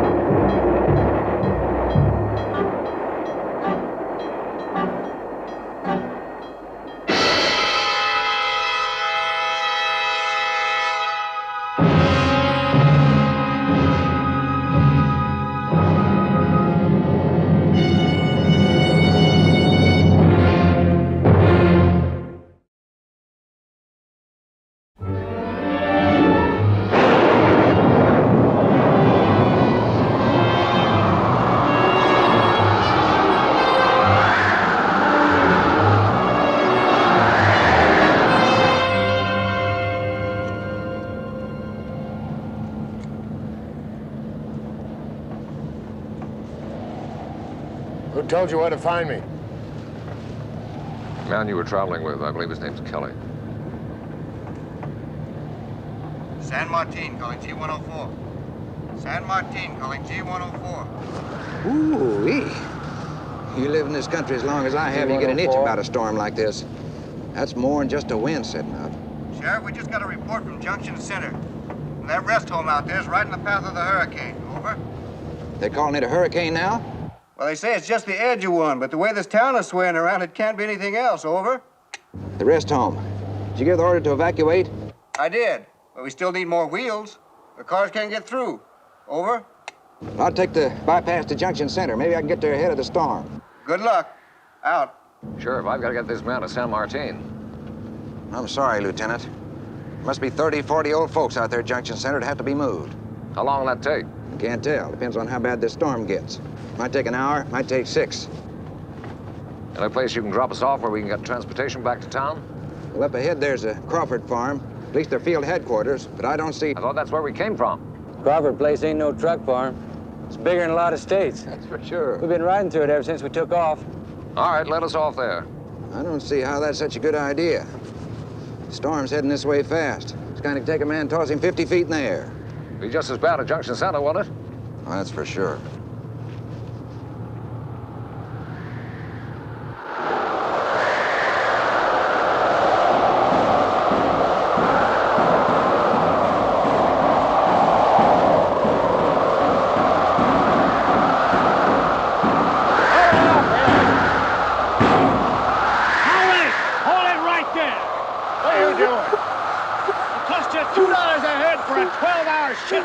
You got no right to charge us for getting in out of the storm. Hey, what's the matter with that kid? No sé, señor. What do you mean? She says she doesn't know. I heard her. Well, she just come over the water last week, didn't she? What difference does that make? I heard they got some typhoid down there. Oh, Santa Maria, no, por favor. Well, you don't know it's typhoid. You don't know it ain't. What are you saying? I'm just saying you all been traveling with them. And I ain't gonna take the chance of infecting these people inside here. So get going. Well, where can we go? Try the stables. You know I won't hold up again the kind of wind that's coming. It's been holding up a lot of years. Besides, that ain't my problem. Well, get out of here.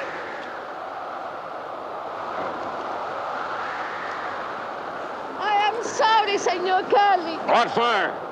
You didn't fill him with all that poison.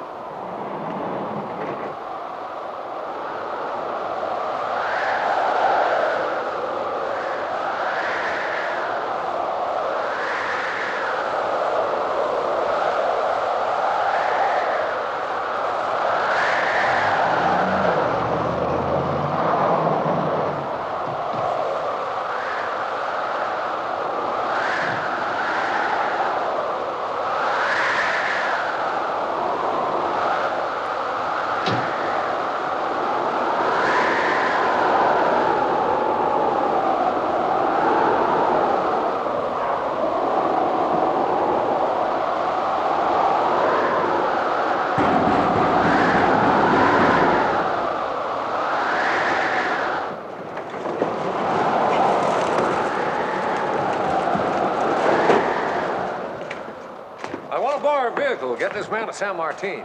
Sorry, I can't help you. You must have a truck. Of course I got a truck. That road between here and San Martin is like a shooting gallery by now. That wind will knock anything off the road. Sorry, it's out of the question.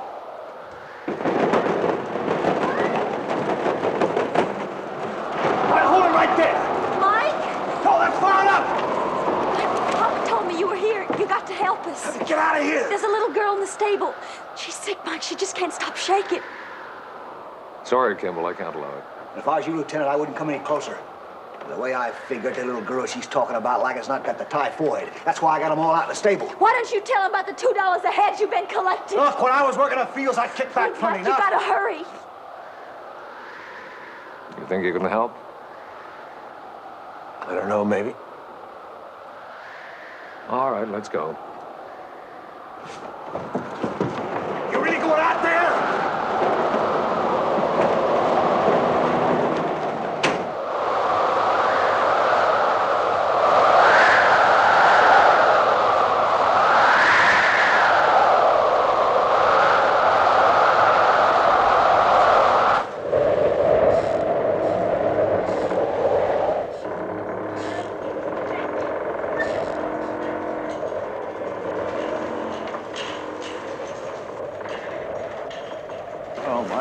Mike, it's sure good to see you. Where's the job?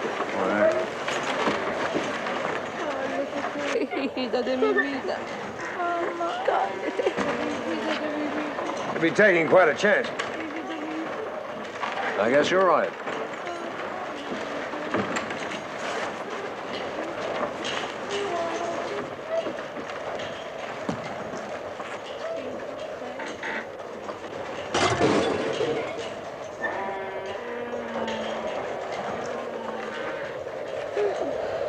How long has she been like this? ¿Cuántas horas? 5, 6. What do you think? The temperature's up. She has all the symptoms. It could be typhoid. We'll just have to wait. For what? See if we can break the temperature. If we can, it isn't typhoid. Well, let's get some blankets, anything we can find to keep the child warm. Lester, put it in the back of the Jeep. Jonesy, go see if you can get Jack to give you some first aid equipment, anything you can find over there. Whatever it is, it's like to cost me half a month's pay.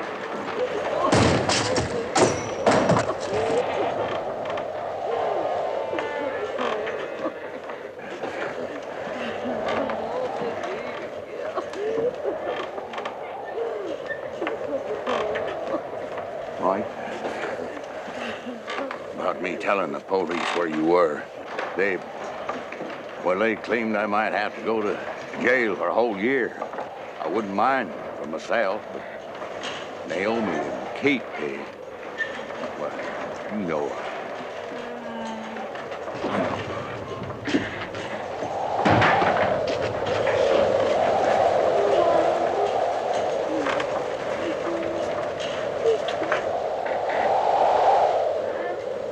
Looks like we're gonna have to be here for a while.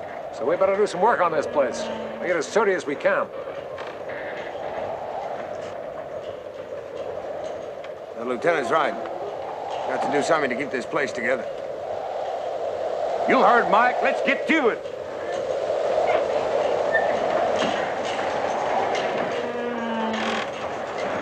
The appeal of the underdog? These people know me. And trust you, in spite of what they've been told about you. Maybe they don't believe what they've been told. Or maybe they don't want to. It's the same thing, isn't it? Now, there's your medicine. And take off before you spread any germs.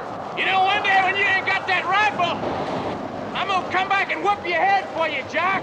I thought you were gonna sing me a pretty love song with that out-of-tune guitar.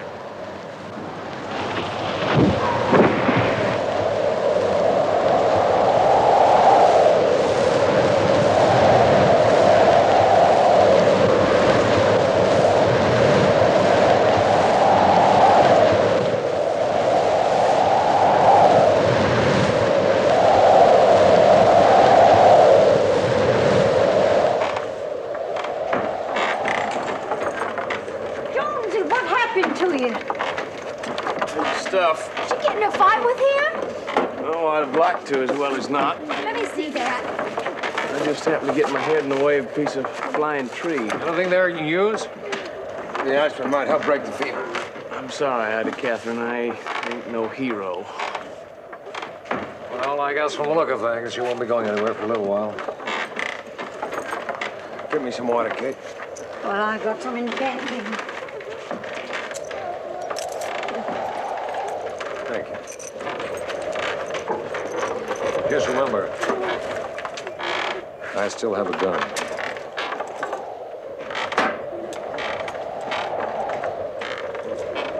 Come on. Mama. Nothing to do but wait.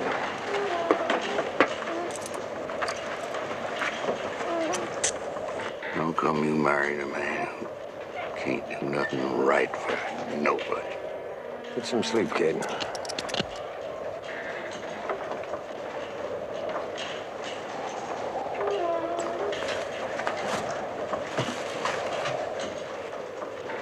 Yo duermo ahora. Me dices si la muchacha tiene más calor, más... Frío. Frío, sí. Bueno, se lo diré.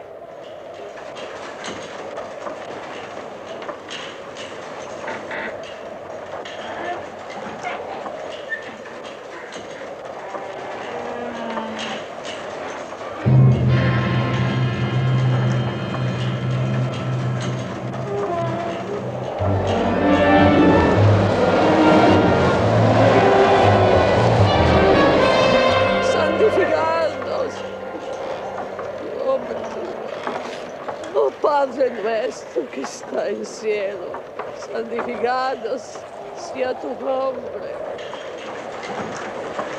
Oh,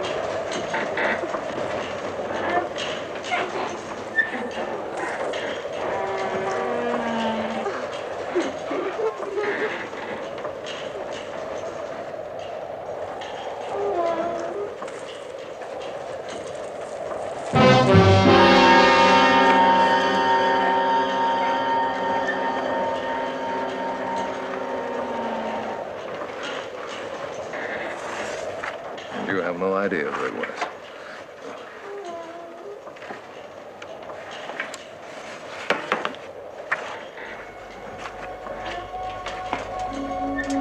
Now, I better tell you something, and you better listen. This man is my prisoner, and anyone who tries to help him will be charged with aiding a convicted murderer to escape. That's a very serious offense. And attempting to kill an officer of the law is even more serious. Is that clear?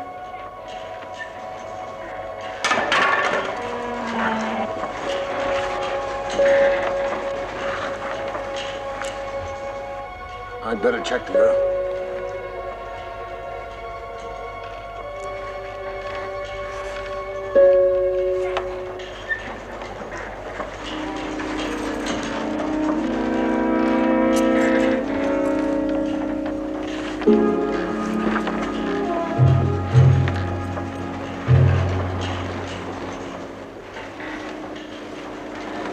You throw a mean pitchfork. I don't know what you're talking about.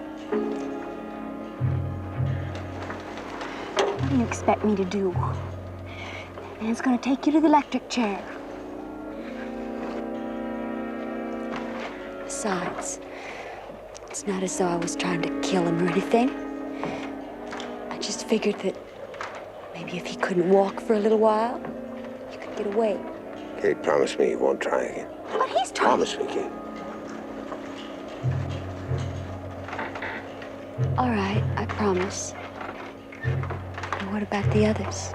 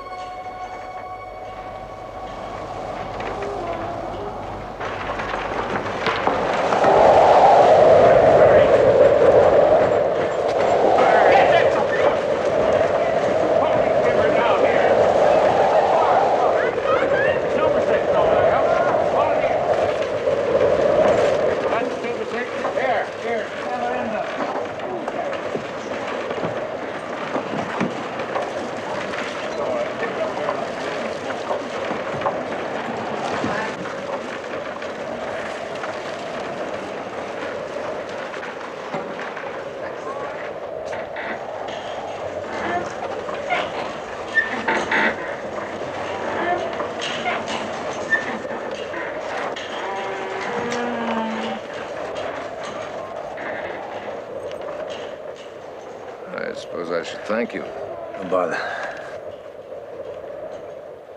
What you did didn't surprise me. No, I'll try to get away if I can. That doesn't surprise me either.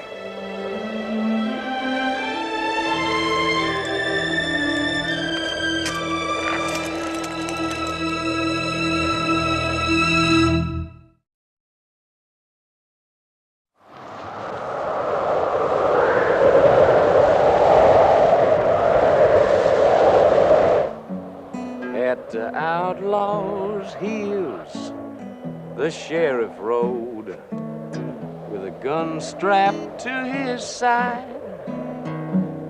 And the ever-running man lived the outlaw's code. Take love, but never bride. So the chase went on both day and night, with the sheriff gaining some, till they didn't give a hang who was right or wrong, just when the end would come. And it's a sad, sad song that I am singing. It's a sad, sad tale I tell about a love that a poor girl is singing to a man who is destined for hell. Jonesy, why don't you shut up?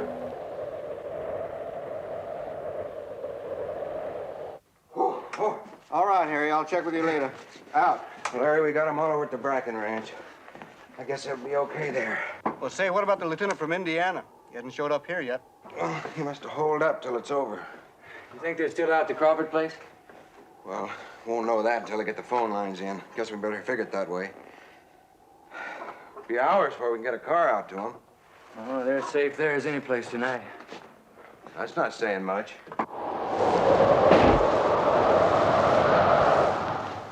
With all this exposure, half these people are gonna catch pneumonia. And typhoid, maybe. Unless this place falls in first. You're a good assistant, kid.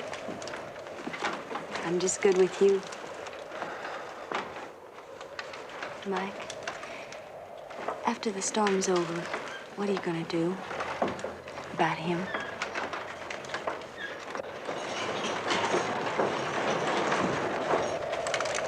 I don't know. He's got a gun, and he's mean. He'll shoot you if you try to run. Let's forget about him for a while. I'd like that. I'd like to forget the whole thing ever happened.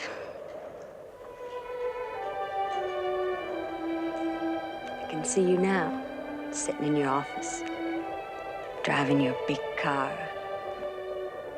living in your fine house. Mike, tell me about your wife. What was she like? It's getting hard to remember. She fitted in that world, didn't she?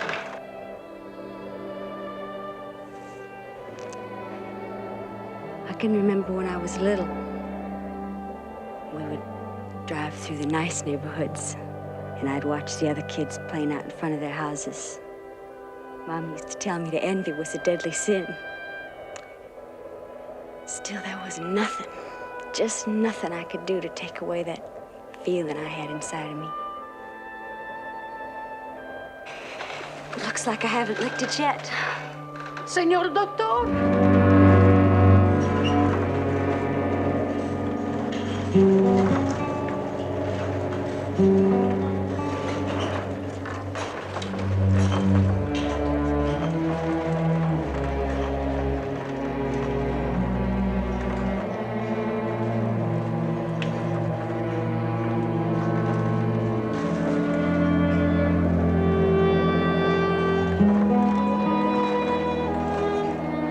Oh, gracias, gracias. Oh, que Dios lo bendiga. Que Dios lo bendiga. Oh. Que Dios lo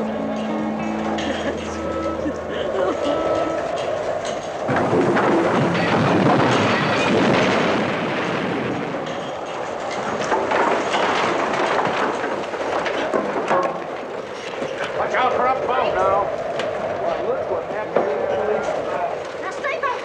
Get his back up against that crate. Get his coat off. Get out of there. You might need some water. Easy. Get his coat off. Watch out out there. Put it down. Be careful back there.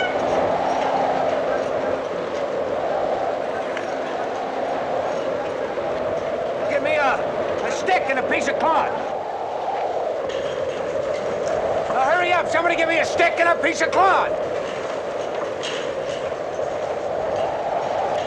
How bad is it? You severed an artery in your arm.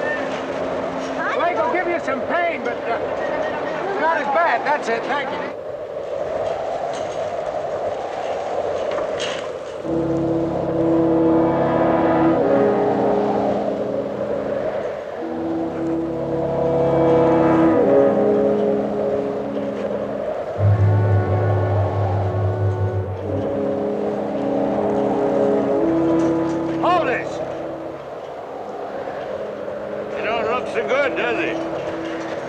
and get their gear together. We're going into the main house. Now, wait a minute, Mike. That jock Sims has got a gun, and he ain't afraid to use it. Well, that's just what he's gonna have to do. You think a cop who's only after your neck's worth all that? Want to sit around here and have this place fall in? Well, we don't know what's going to happen to this roof, but we do know he's got bullets to go with that gun of his.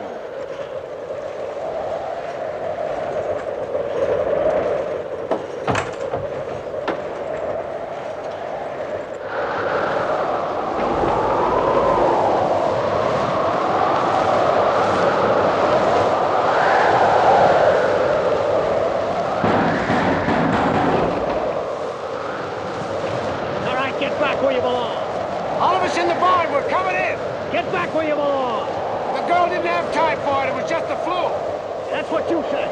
But the lieutenant's been injured, he needs proper medical attention. Are you gonna help him?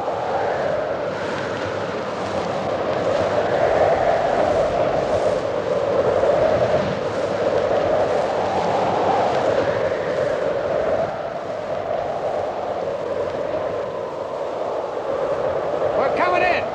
How about it, Jump? You gonna shoot all of us? Okay. Just be sure you stay clear of the rest of us. Let's get the others.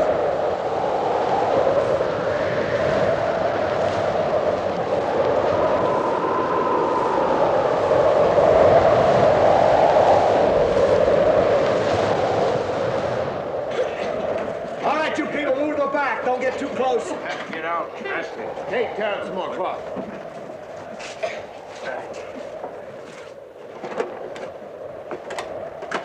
I still say we should have left him in the barn. It looked comfortable enough to me. It don't seem right for us to help him when we know he's again you, Mike. We just can't think all complicated like you do. The only way folks like us can keep a hold on this earth is to look out for our own, even when they don't want to do it themselves.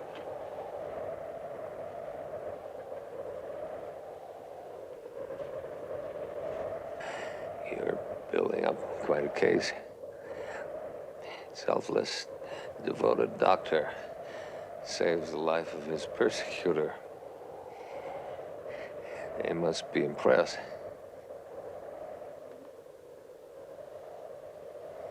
I suppose even I am.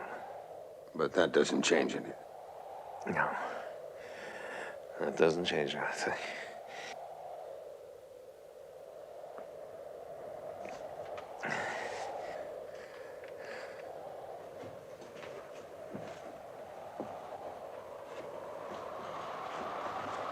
What are you doing? He's lost a lot of blood. He needs a transfusion. They should have some medical supplies they use for animals.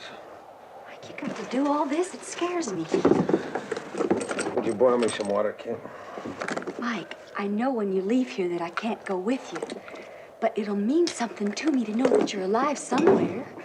Don't help him, Mike. Don't help him. Okay, boil me some water. These instruments need sterilizing.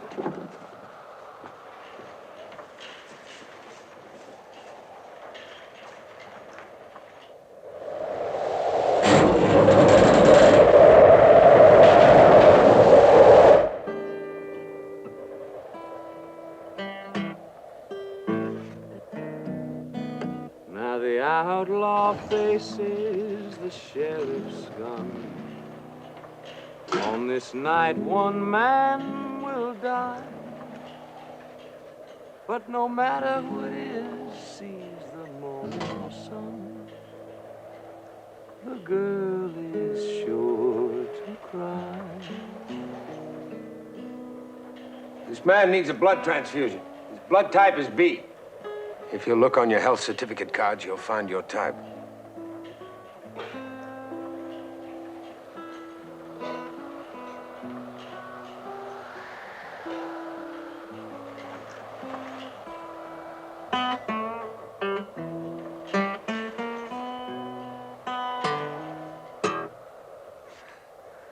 If he doesn't get blood, he'll die.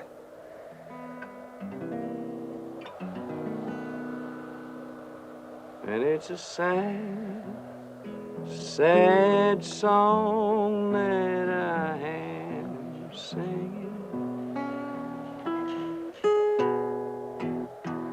It's a sad, sad tale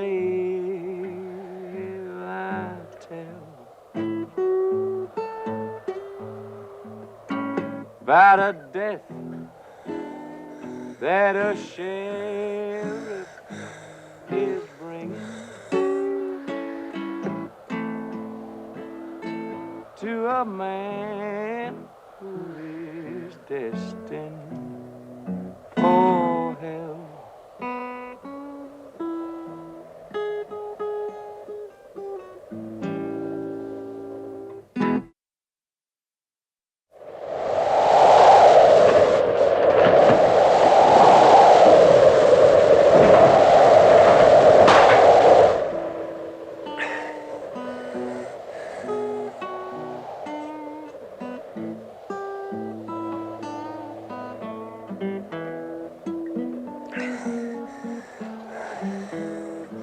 Drink this.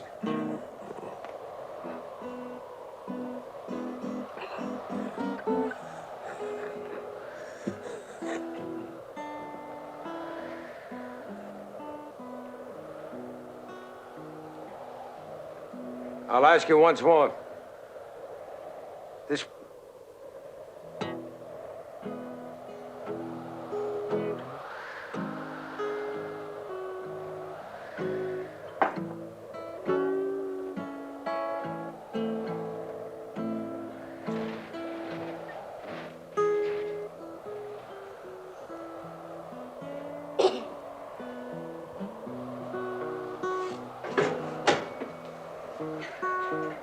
Lester, don't you think we ought to do Hush something? up. He's just lucky he's got us to keep him from digging himself a grave. But he's making it sound like what we're doing ain't right. Well, what we're doing is right. Look at all these people. You think they want Mike to keep on with this foolishness? I don't know. I just don't know.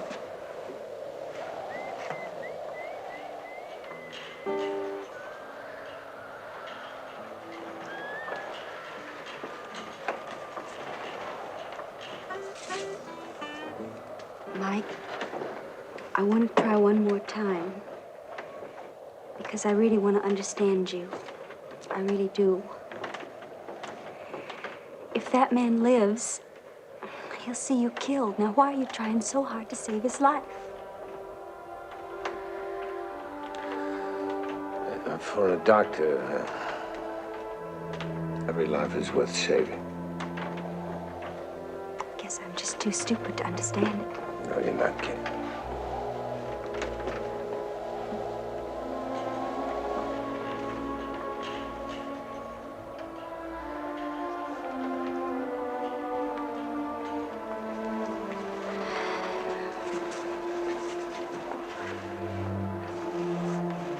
All I can get out of it is that you want me to help them kill you. I don't understand why you want it. I know that's what you want. You want him to get blood? All right, Mike, you can give him mine because it's his type.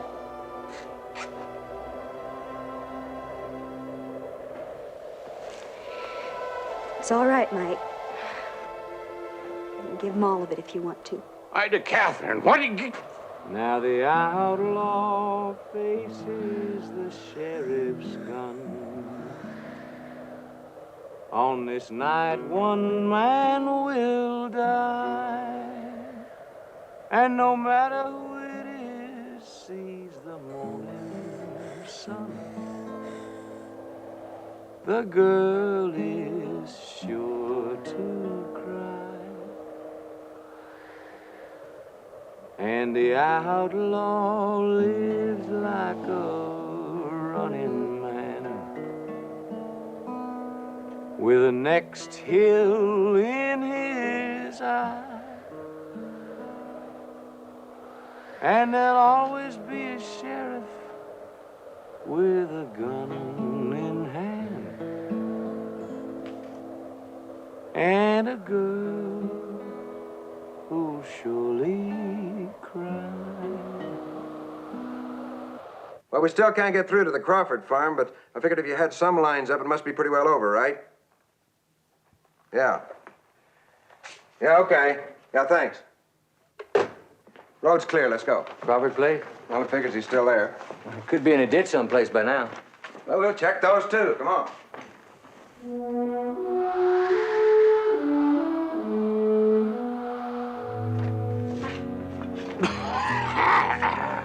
That's it, boys. Bring them all out here and set them down where we can all get out. Everybody have a drink. It's on the house. There, Mike. Have yourself a drink. Just look at him. A few hours ago, he was at death's door. What did you do to him, anyway? There was nothing really wrong with him. He just lost some blood. They can celebrate the end of the storm. Me, I'm having myself a wake.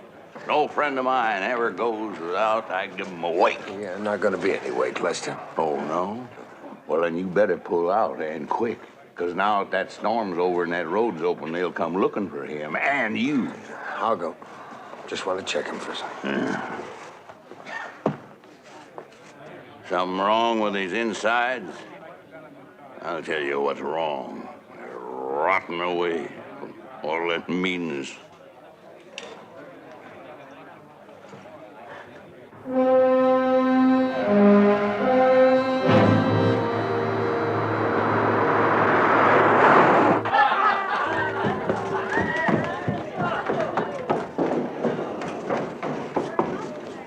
All right. I dare you celebrating somewhere else. The road's open. And you can all get out of here as soon as you pay me for that whiskey. Old Jocko. You know, every season we come to this farm and somebody wants a can of beans, a little coffee, even some of this floor varnish for a Saturday night. They gotta pay you double. Well, listen's on you, Jocko. We're just drinking ourselves a little way even. And we ain't even Shut up, you're drunk, Kelly. Yeah, well, maybe I am, but that don't change what I'm saying. I said shut up, you Next Kelly. year, you better treat us right. Look, I ain't Or asking one you morning we to won't shut be up. here. And you're going to have to cut a parcel of that cauliflower all by yourself. And the general manager's going to think that's awful peculiar.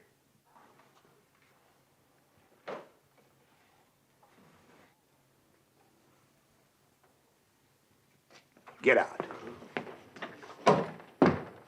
I said get out, all of you.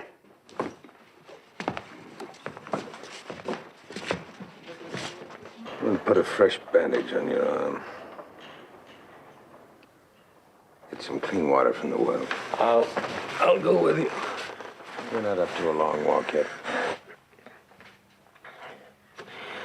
In that case, fresh bandage won't be necessary. I think it is. Kimball? Kimball. Hey, big man, didn't you hear?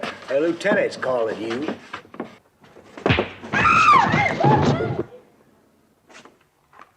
Kimball!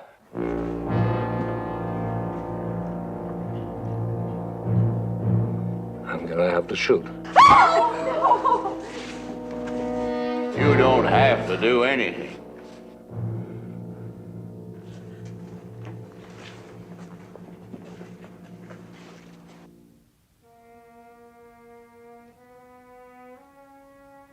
Kimball, call these people off.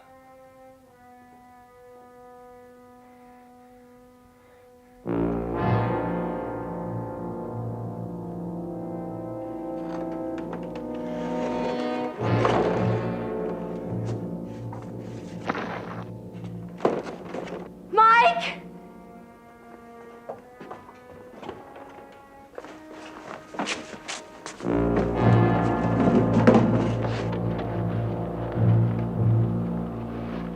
Kimball!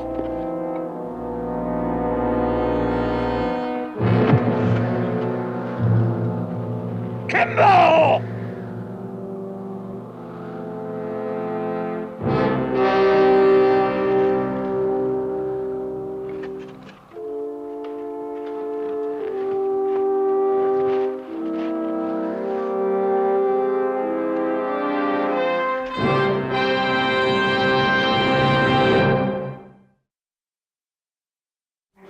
right, move out of the way, boys. I want to start the car, Joe.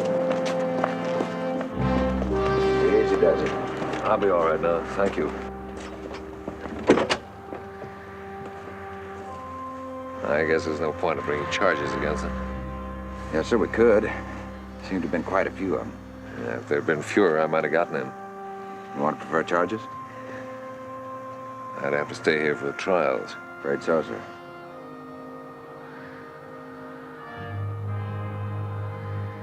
Forget it. Kimball's got enough of a head start already.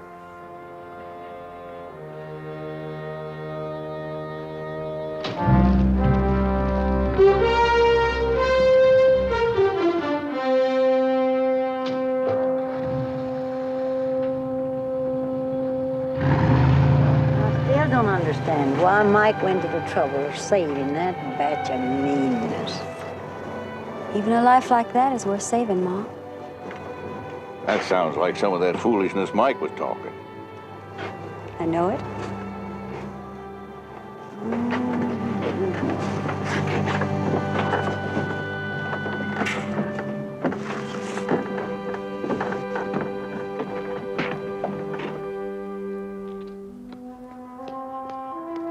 The storm has come and gone, but few of those who sought shelter together that night will forget it. And Richard Kimball, the next hill now in his eye, will find occasions to look back and remember. A fugitive has time for that.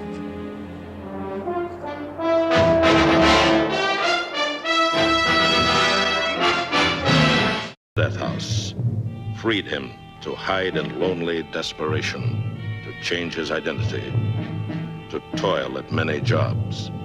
Freed him to search for a one-armed man he saw leave the scene of the crime. Freed him to run before the relentless pursuit of the police lieutenant obsessed with his capture. The guest stars in tonight's story: Gilbert Rowland, Michael Ansara, Tom Nardini. Tonight's episode, The Savage Street.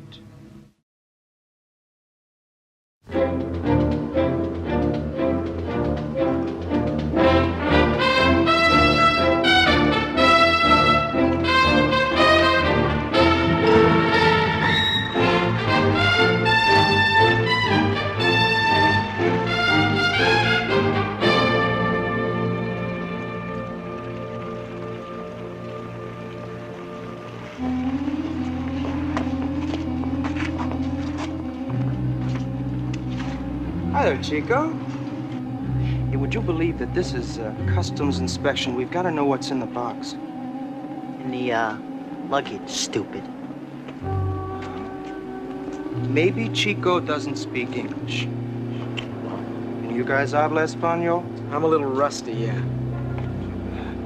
Well, we've got to be very careful because he might be smuggling arms to Castro. So, there's only one way to settle it. Give me the box, Chico. He don't hear too good, does he? Hey, give me that.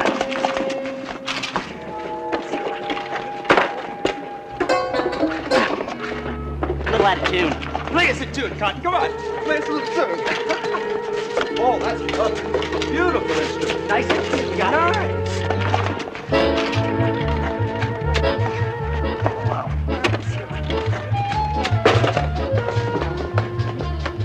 Big cities breed indifference to the problems of others, but some men cannot remain detached. Men like Richard Kimball and involvement can lead to danger.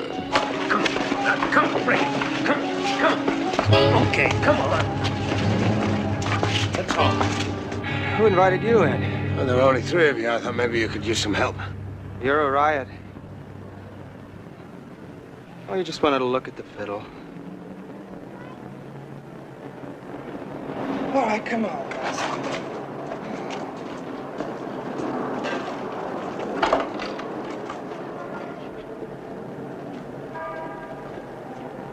Here. All right? A couple of fresh scratches, maybe. Hey, I wasn't looking for trouble. Neighborhood like this, you carry one of these around, it's like sending out invitations. You tell Papa, Tony, it wasn't my fault. Otherwise, what they didn't do to my violin, he's gonna do to my hide. Yeah, I'll tell him. Come on, now, walk.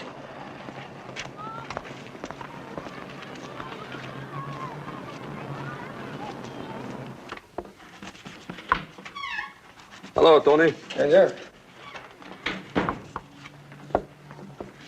How was the lesson today, Jimmy? Fine, Papa. It went fine. Good. I don't want to hear from the professor again. You're falling down on your practice. You don't have it so hard. You can't squeeze in 2 hours a day. Yes, Papa.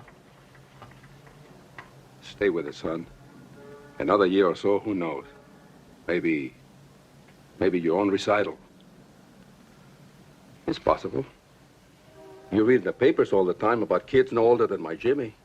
Prodigies, they call them. Senor, prodigies. To be blessed with such a gift is just like having a saint in the family. For my son, the world. All that is good and beautiful. The father's dream. Okay, boy. Now let's see what kind of music you make with the broom.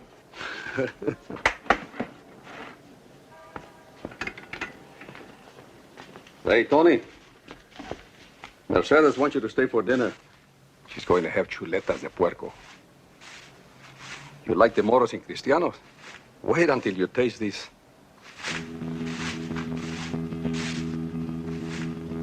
Hey, boy. Papa? What happened to you? Papa, Come here. Just what I thought. And you promised me you wouldn't fight anymore. I know, Papa, but... I know you know. You know better than anyone. You won first prize in a good citizenship contest. It wasn't his fault. He couldn't help it, Hunter. There are 2 sides to every street, aren't they? Maybe the boy didn't have a chance. He can run, can't he? A coward runs. Would you want that name for your own son? Coward. You think there's worse than the names they call him now? Up and down the block, in every window, there's a pair of eyes watching, waiting. You know what they're watching for? What they're waiting for? They want to see Ansa's kid in the gutter, brawling like an animal. That's what they want you to be, son. You know that. Why do you think I buy you a violin instead of a switchblade? Papa, what are you gonna do? They attack you, didn't they? They attack you with no provocation. I'm calling your Uncle Miguel. The police. Ansa, they're growing up. And in a big city, fighting is part of growing up. I don't want to see you do this.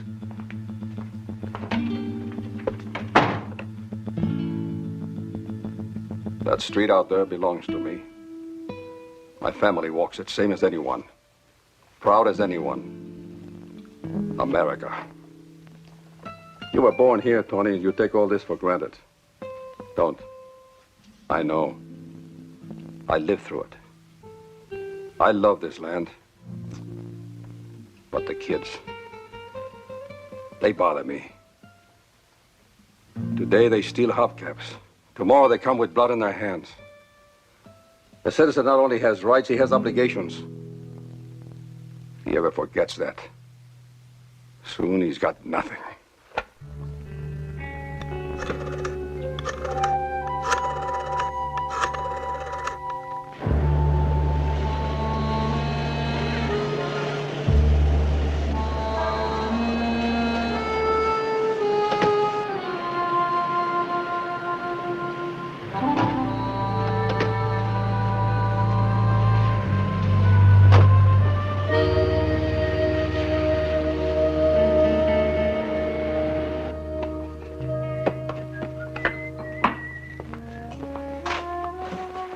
Angel, why don't I make these deliveries now? The trucks are back, isn't it?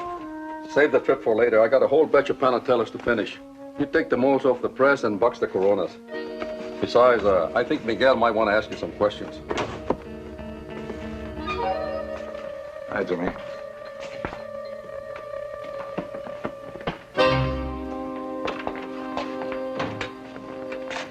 So you're having a little trouble, huh?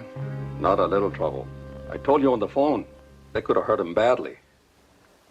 Jimmy's not a tourist, you know. This block belongs to him, too. Don't you want him to belong? To all this? Especially to this. A violin's not a friend, Jose. It's not a pet. It's a lonely thing, a violin. A violin doesn't shed blood. It already has. Now, you claim these kids jumped Jimmy. I say they jumped the violin. Until they separate the boy from the violin, they're going to go right on jumping.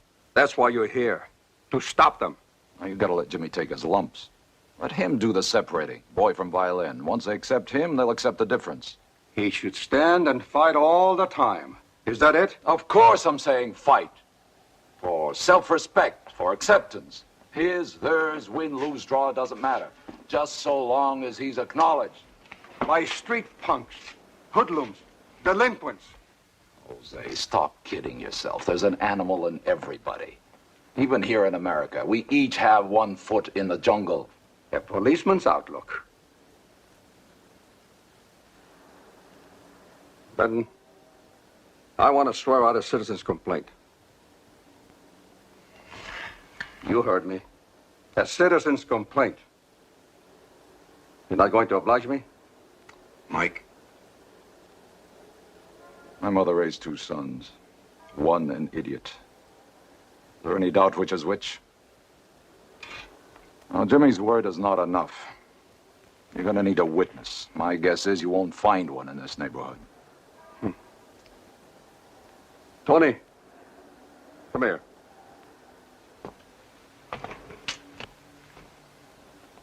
Tony, this is my brother Miguel. This is his partner Benton. Tony's working for me until Salvador gets back. He's a good man, honest, reliable. Tell him what you saw, Tony. Go on. Okay. I already have the description. All right, we'll round them up. Maybe give them a little scare. Let me tell you something, Jose. I know those kids. They're not so bad, not like some around here. No blades, no zip guns, no tire chains. But you start leaning on them a little too hard, you can't tell which way they'll fall. All I want is my family to be protected. You think I'm wrong? I think you're wrong about a lot of things. That's your privilege. Unfortunately, somebody else may have to bear the consequences. Miguel, if he were my Jimmy, witnesses would be lined up 10 deep. Maybe. But you'll never know for sure, will you?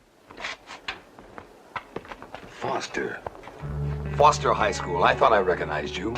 Varsity basketball squad. Tony Finelli. Oh, my name's Maxwell. Maxwell, no kidding. And you didn't go to Foster? Well, you're a dead ringer for him, and that's a fact.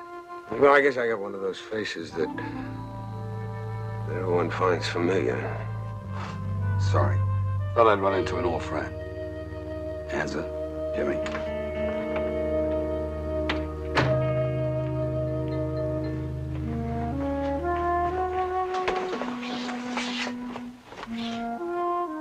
What about you, Tony? You think I'm wrong, too?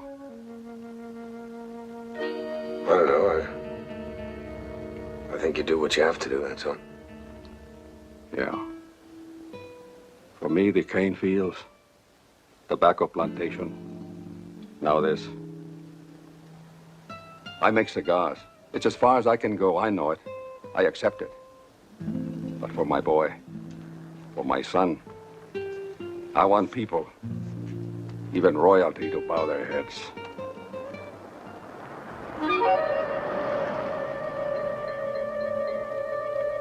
You said yourself you're not sure. Look, Mike, we can check it out fast enough. Let's swing by the station, look over some wanted posters. I could take hours. Maybe you'd rather spend the rest of the afternoon chasing kids up and down fire escapes? You know, if you're right about this Maxwell, she really is hot. Yeah. And my fine, upstanding, self-righteous brother's got a lot more to worry about than a bunch of troublemaking kids. Let's go.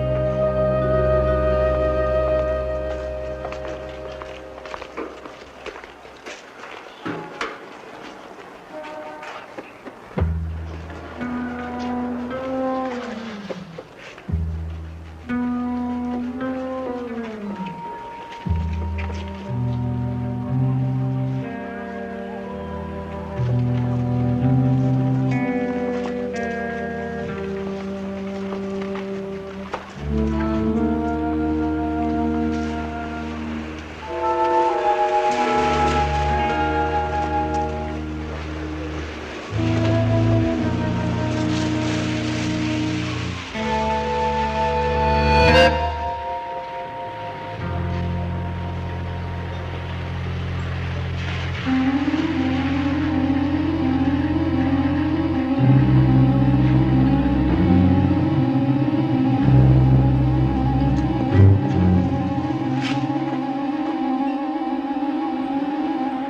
saw your friends here before, Chico. Who? We know the guys in the fancy suits. The cops. They're not my friends. No, he just calls the cops to exercise his lungs. You shouldn't have done that, Chico. That was very poor judgment. It wasn't me. There's one thing worse than a fink. It's a lying fink.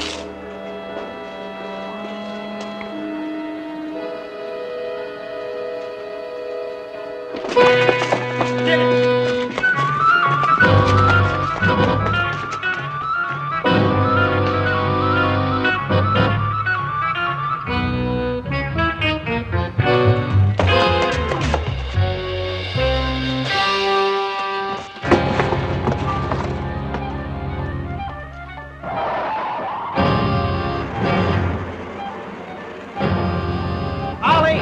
Hot! Come on! Cool it!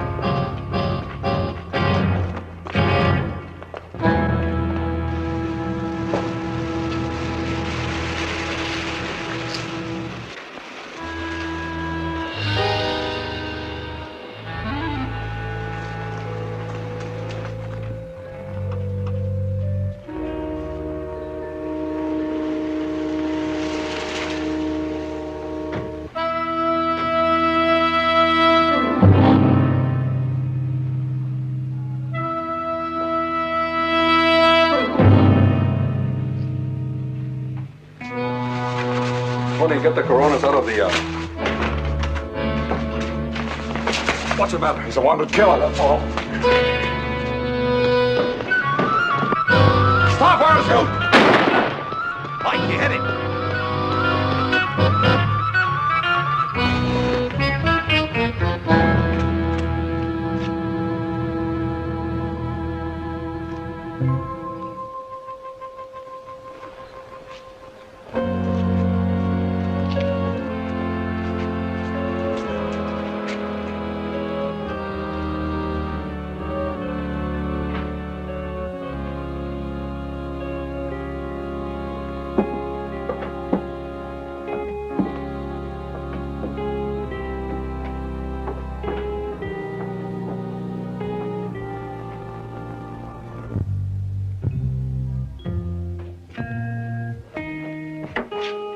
Tony, what are you doing here?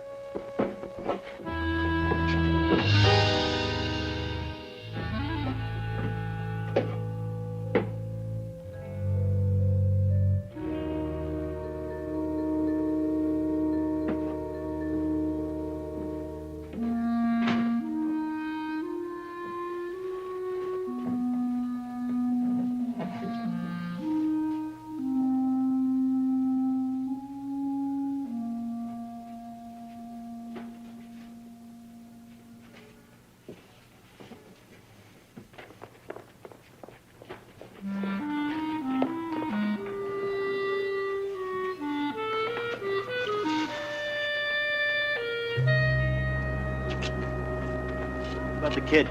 Forget about the kid. I heard one of the cops say that Tony guy's a killer.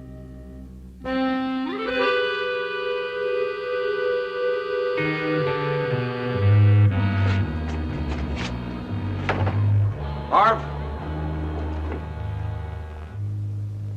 Harv? He's gotta be here someplace. Hell, if he is, no one's talking. Better get help.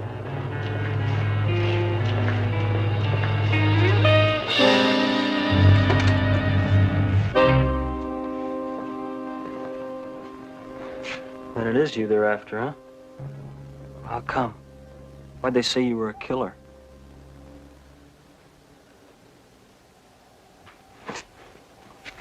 Looks pretty bad. You know, my papa tells me to run. I think running stinks. What'll they do if they catch you, the police? Nothing good. I didn't kill anyone, Jimmy. I want you to believe that. You're my friend, Tony. I guess that's answer enough. I want you to get out of here, go on home. I don't want the police to find you here. No, I'm staying here. When you come right down to it, I guess you're just about the only friend I got. You know, my Uncle Mike's right. You can't play stickball with a violin.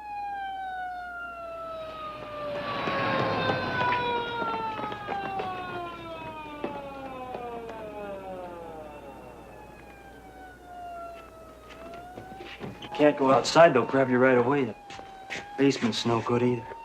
Hey, I got a hiding place. Nobody knows about it. Come on, I'll show it to you.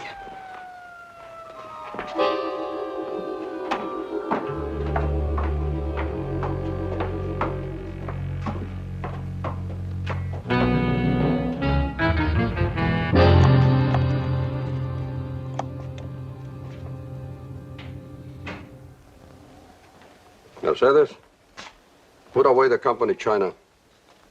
Tony's not coming for dinner. I heard. It's on the radio. The whole neighborhood swarming with police. They're making a house-to-house search. He killed his wife, they say. He did more than that. A man that I liked, that I trusted. We took him into our home, into our hearts. And now he repays us by bringing us trouble from the police. We didn't know. They won't believe that. It means trouble, Mercedes. Ah, that's silly. People understand. It could happen to anybody. It happened to us, the Anza family. We live in a glass house. And in this house, we have harbored a murderer. Is he practicing? What? The boy. He must practice all the time, Mercedes. We must keep after him. Never give him an excuse to let up. You wish him practicing, you shouldn't keep him running errands all afternoon. Errands? What errands? I sent him home an hour ago. He didn't come home?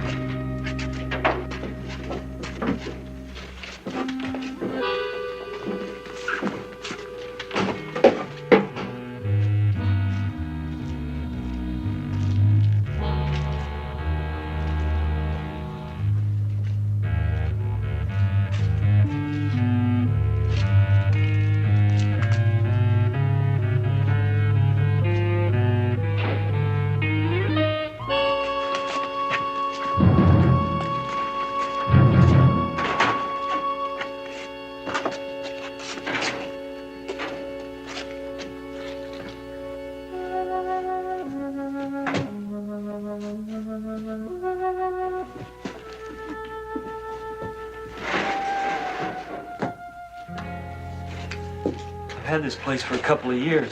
Nobody knows about it. I guess I know what you're thinking. It's kid stuff. Junk, mostly.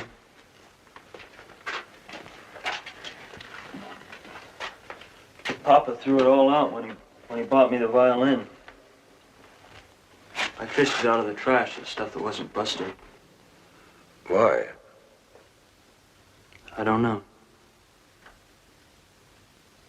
I mean, it's not like I'm not trying for my papa. Because I am. I'm trying hard. It's just that sometimes I feel rushed. Sometimes I can hardly get my breath. It's as if he wants it to happen all at once. It's kid stuff. And I know it, but I don't know how to explain it. You already have.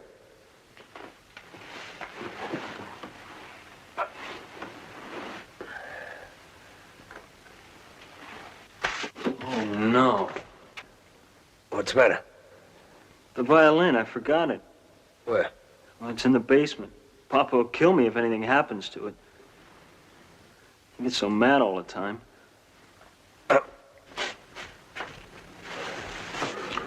Is there something I can do? Can you give me a knife? You mean you're gonna cut it out yourself? It doesn't seem to be in too deep. Can you get me a knife? Sure. I'll need some disinfectant, some cotton, gauze, things like that. Cotton, disinfectant, gauze, knife. Yeah, I got it. Give me some money. For what? I can get it out of the medicine chest. I'd find out if the police are still looking for me. Come on.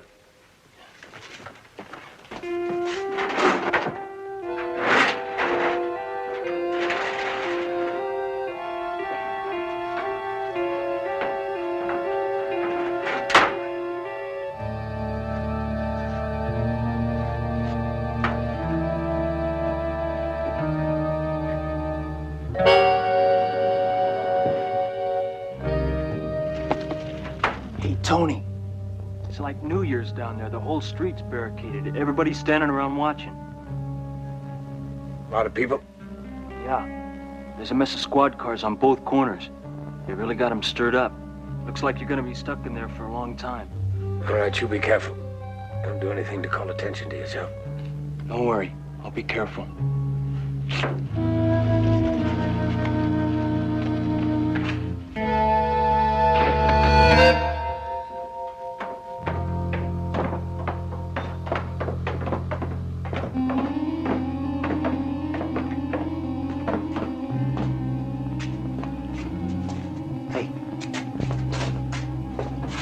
What did I tell you, huh? Looks like we hit a jackpot. They said Kimball got hit, didn't they? Yeah. Well, looks like he found himself a friend. Right. You know something? We got ourselves a bargain. Kind of 2 for 1.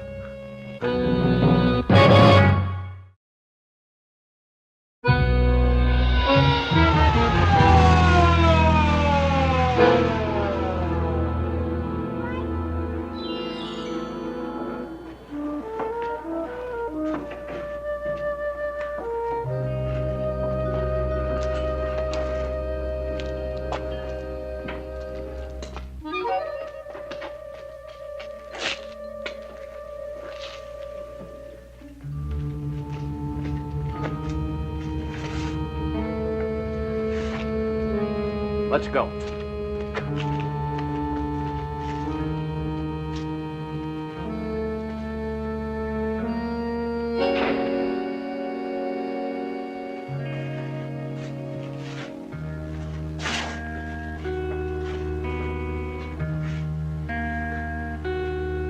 Let's face it, you guys botched it. If I didn't know better, I'd swear you'd never seen the inside of the academy. Nobody covering the back alley like you wanted Kimball to bust loose. As far as we knew, Kimball had no idea we were coming. He lit out even before we got there. That he did for a fact. What I can't help wondering is how come. How come, Harrigan? Kimball isn't equipped with built-in radar. At least not according to the make I received on him. It was just you and him in that cigar store, right?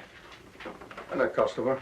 The customer had just left, and then suddenly, pow, without a word, Kimball zips past you and out the back. That's what you want us to believe, right? Yes, because that's how it happened. Okay. They sure protect their own. What's that supposed to mean, they protect their own? Mike. No, I want to know. I want to know, too. You explain that, Sergeant.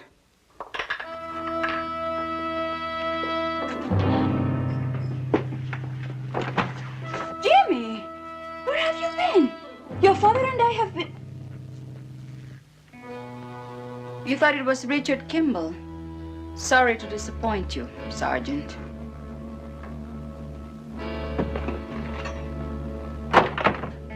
Go to your room, young man. Your father will deal with you later. But Mama... Go to your room.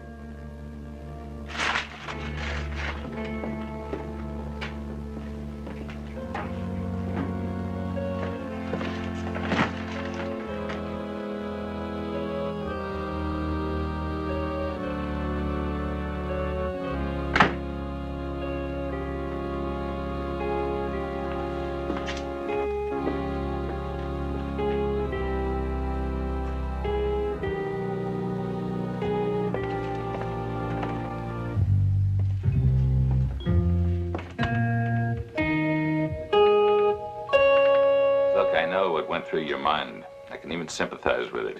You said to yourself, my brother's in that store. What if they're shooting? He could get hurt.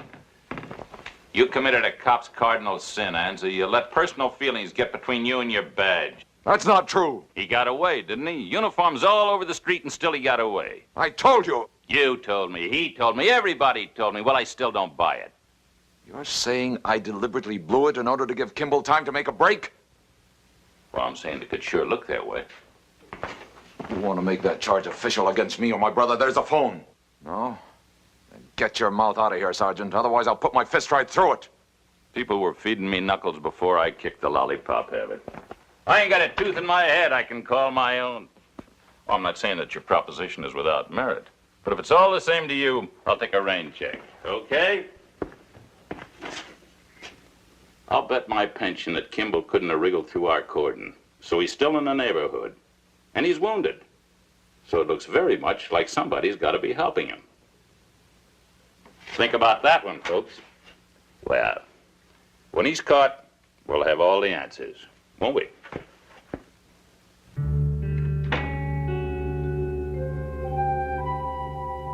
Catch him, Miguel. Catch him so that lousy sergeant will know we're telling the truth. We'll catch him.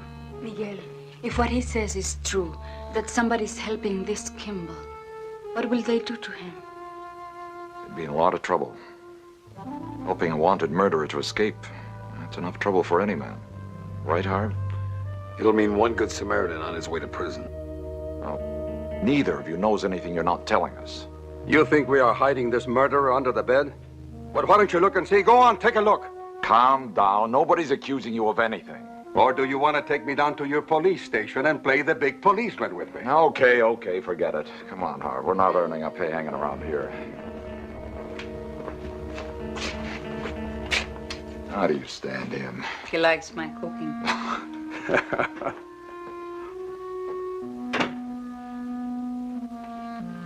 There's something I must tell you. What? I think Jimmy has done something very wrong.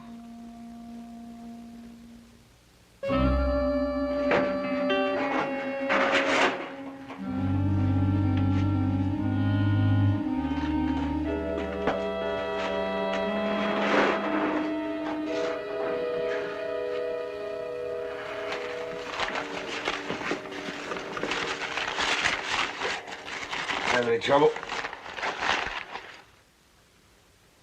Did you have any trouble? Not really. Mama caught me at the medicine chest. Did you want to know what you were doing? She was too sore. Besides, we had company and she didn't have time. She sent me to my room and ordered me to stay there. You may end up in more trouble than I am.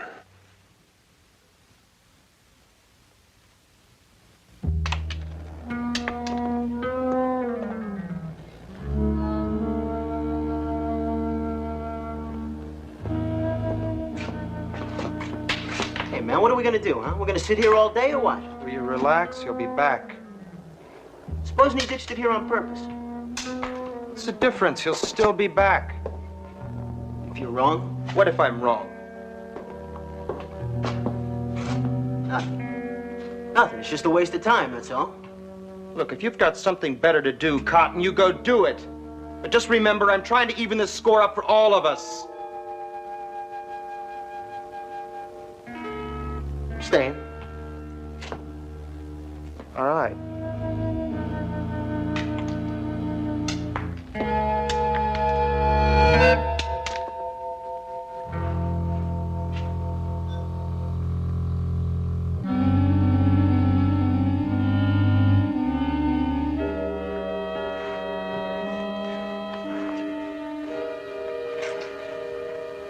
Doesn't even look like a bullet. It did once.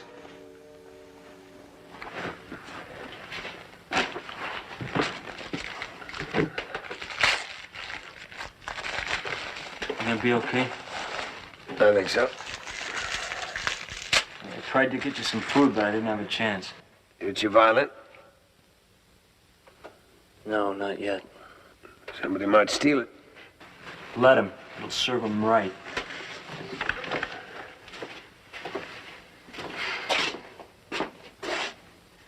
You want to know something? The professor, the man that teaches me, he doesn't even eat as good as I do. The place he lives in, it's a It's a one-room flat. The bathroom's down the hall. He's played in symphony orchestras in every country in the world. My papa thinks to be a violinist is to rule the world. You know what you get if you're not first violin? For everyone, it's not 2 cars and a home in the country. Well, I don't think your father was just concerned about the money. I think he wanted you to have respect. Me to be better than him. That's what my papa wants. What's wrong with him? Just because he's ashamed of what he is, it doesn't mean I am. There's people all over this country and they send for his cigars. Big men, important men, bankers, movie producers, even a United States senator. Now tell me, isn't that respect?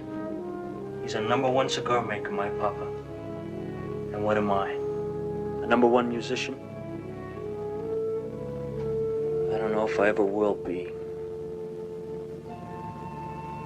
Well, I think the point is you should try, Jimmy. I'm a doctor. At least I was a doctor. I became a doctor because my father wanted me to. That was at about the age when I wanted to be, I think, a baseball player. But I became a doctor. I'm not better than my father. I just had a better. That was his gift to me. My gift to him was accepting it. Why don't you go get your violin? It'll be okay till I get back? Yeah.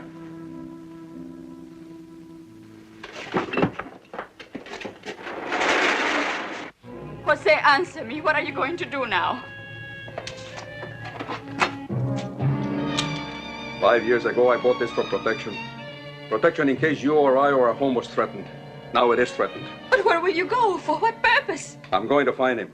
When the entire police force cannot? The police don't know what I know. There are some secret places that Jimmy goes to.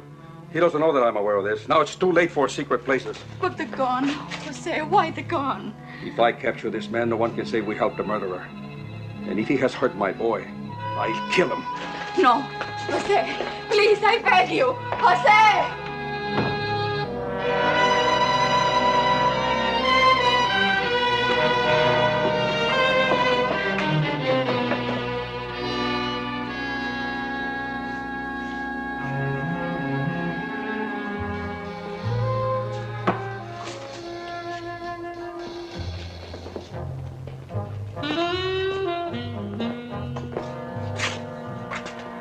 Okay, Chico, where are you hiding? Where are you hiding him, Chico? Man, you tell us you could save yourself an awful beating. Yeah, I don't know what you guys are talking about.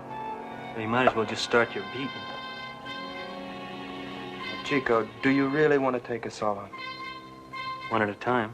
Sure. You really think you could? You afraid to try? All right, Cotton, he's all yours.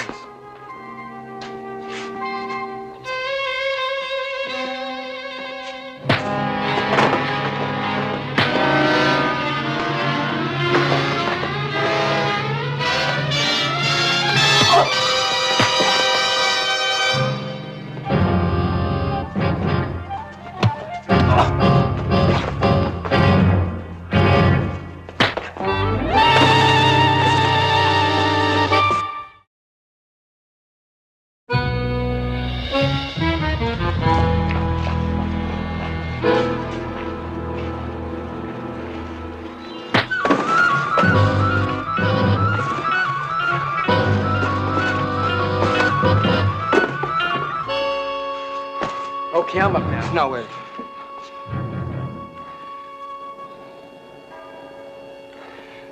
I think Chico's made his point.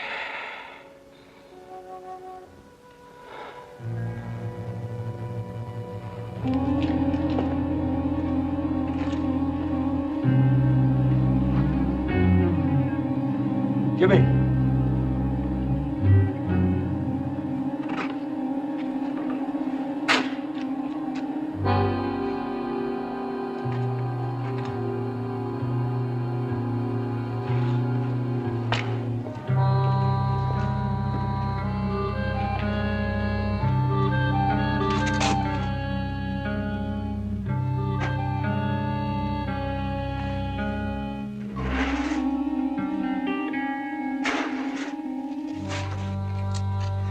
It's okay. They want to help.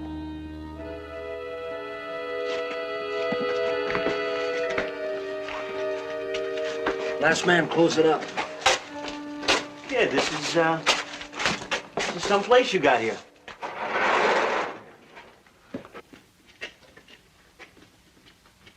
But, what about you, mister? Chico here says that you took some kind of a bum rap, but he's a fan. And we ain't heard it from you. I didn't kill my wife, that's what you want to hear. Well, you'd say that even if you had. Probably, wouldn't you? Yeah. Chico passed on you. I guess we can go along, huh? Okay. Now, the first step, I guess, is to get you down to the ground level. There's a warehouse a couple of doors from here. The cops have already gone through it with everything but a Geiger counter. Then we gotta figure out a way to get you past the barricades. It's gonna take some doing. They got this neighborhood locked up tight. Didn't I tell you it'd be okay?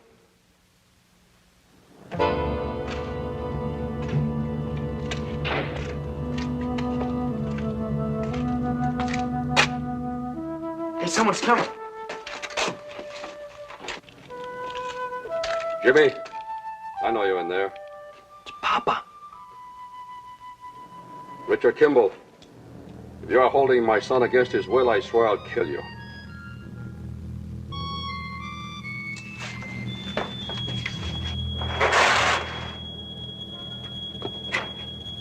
No one is holding me against my will, Papa. I'm here because I wish to be. And I wish you to be home. I'll talk to you later. You go on home and wait for me. No, Papa. Jimmy, I'm ordering you.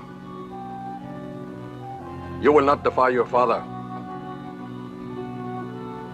That man in there is a killer. I'm going to take him prisoner. No, Papa.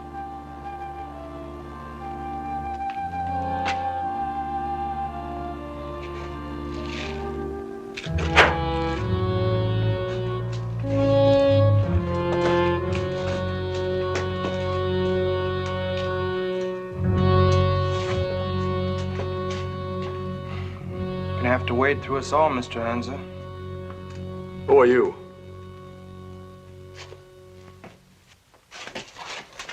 These are my friends, Papa. You know what you're doing? Any of you know what you're doing? Yeah, we're doing our good deed for the day. I don't understand. Why? Because he's innocent. You don't know he's innocent. He's right, I never killed anyone. That may be. But society has laws. Are they the only laws? A man needs help, Papa. If I run now, Can't you see? I'll practice, Papa, because you want it. And someday, God willing, I might be the greatest violinist in the world. For you. But I will never again run away. Jimmy? No, Papa. This is the way it is. The way it is. Yes. When I was your age, I was in the cane fields. Already I was a man. And now I think you are too.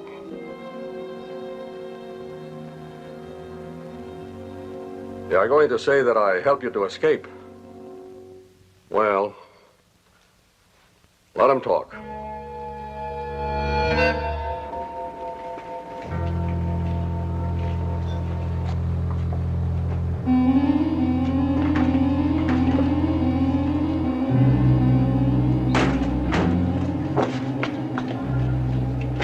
Okay. You all know what to do. Jimmy, no matter how many questions they ask you, all you know is that I'm out on deliveries and that I'll be back soon. Understand? Okay. All right, go on. Go on.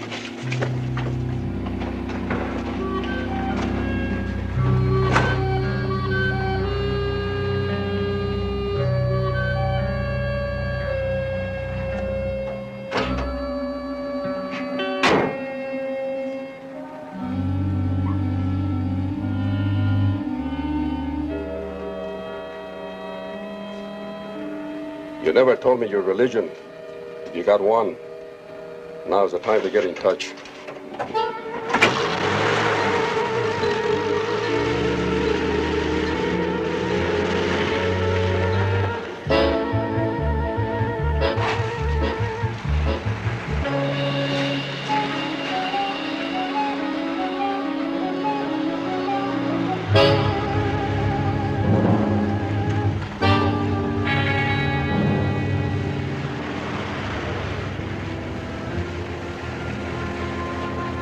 Sorry, Hans, I gotta take a look in the back.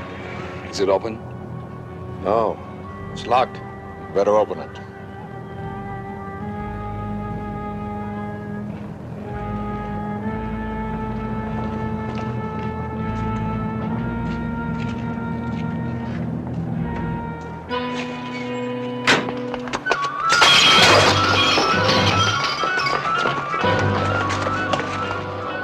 Harv, see what's going on.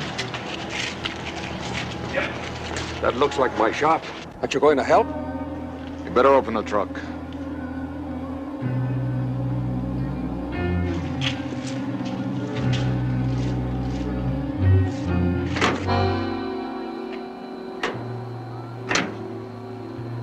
A policeman must never trust even his own brother. Is that the story? Close to it. And what if we did have this man Kimball inside here? This man I know to be honorable.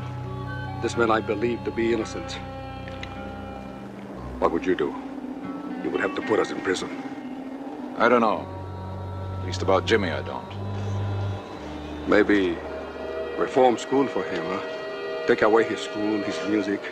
Then when he gets out, maybe he'll be fit to wash dishes.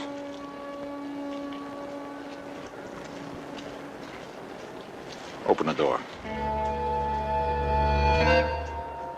I said open it.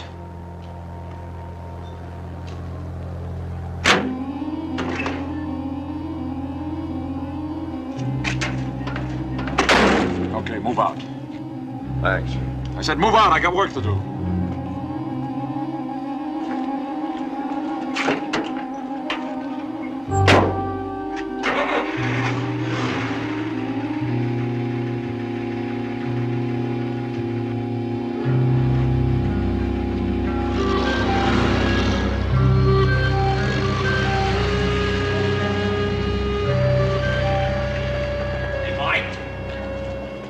Broke your brother's window. They say it was the same kids who's been beating up on your nephew. You want to round him up? Fine. What'd they do a dumb thing like that for? Right in front of everybody. Everybody has a reason for what they do. Maybe, but shouldn't it make some sort of sense? I suppose it does. The guy who does a dumb thing. I'll check it out.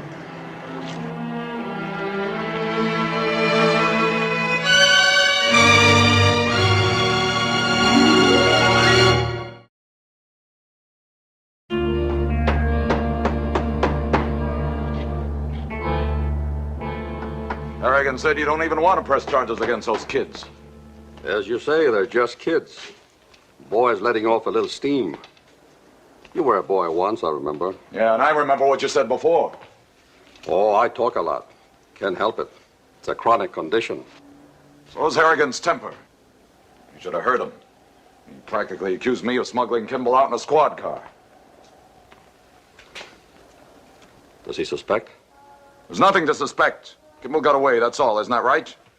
Yes, of course. No, not yes, of course. You helped him, and I just stood there and watched. But you saw no one. He was there. It was written in big red letters across your face. All I had to do was turn my head. But you didn't. No, I didn't. I was in quite a spot, wasn't I? Either betray my own brother or this badge. You know what he said to me once? He said, "We all do what we have to do." I suppose that's what we both did.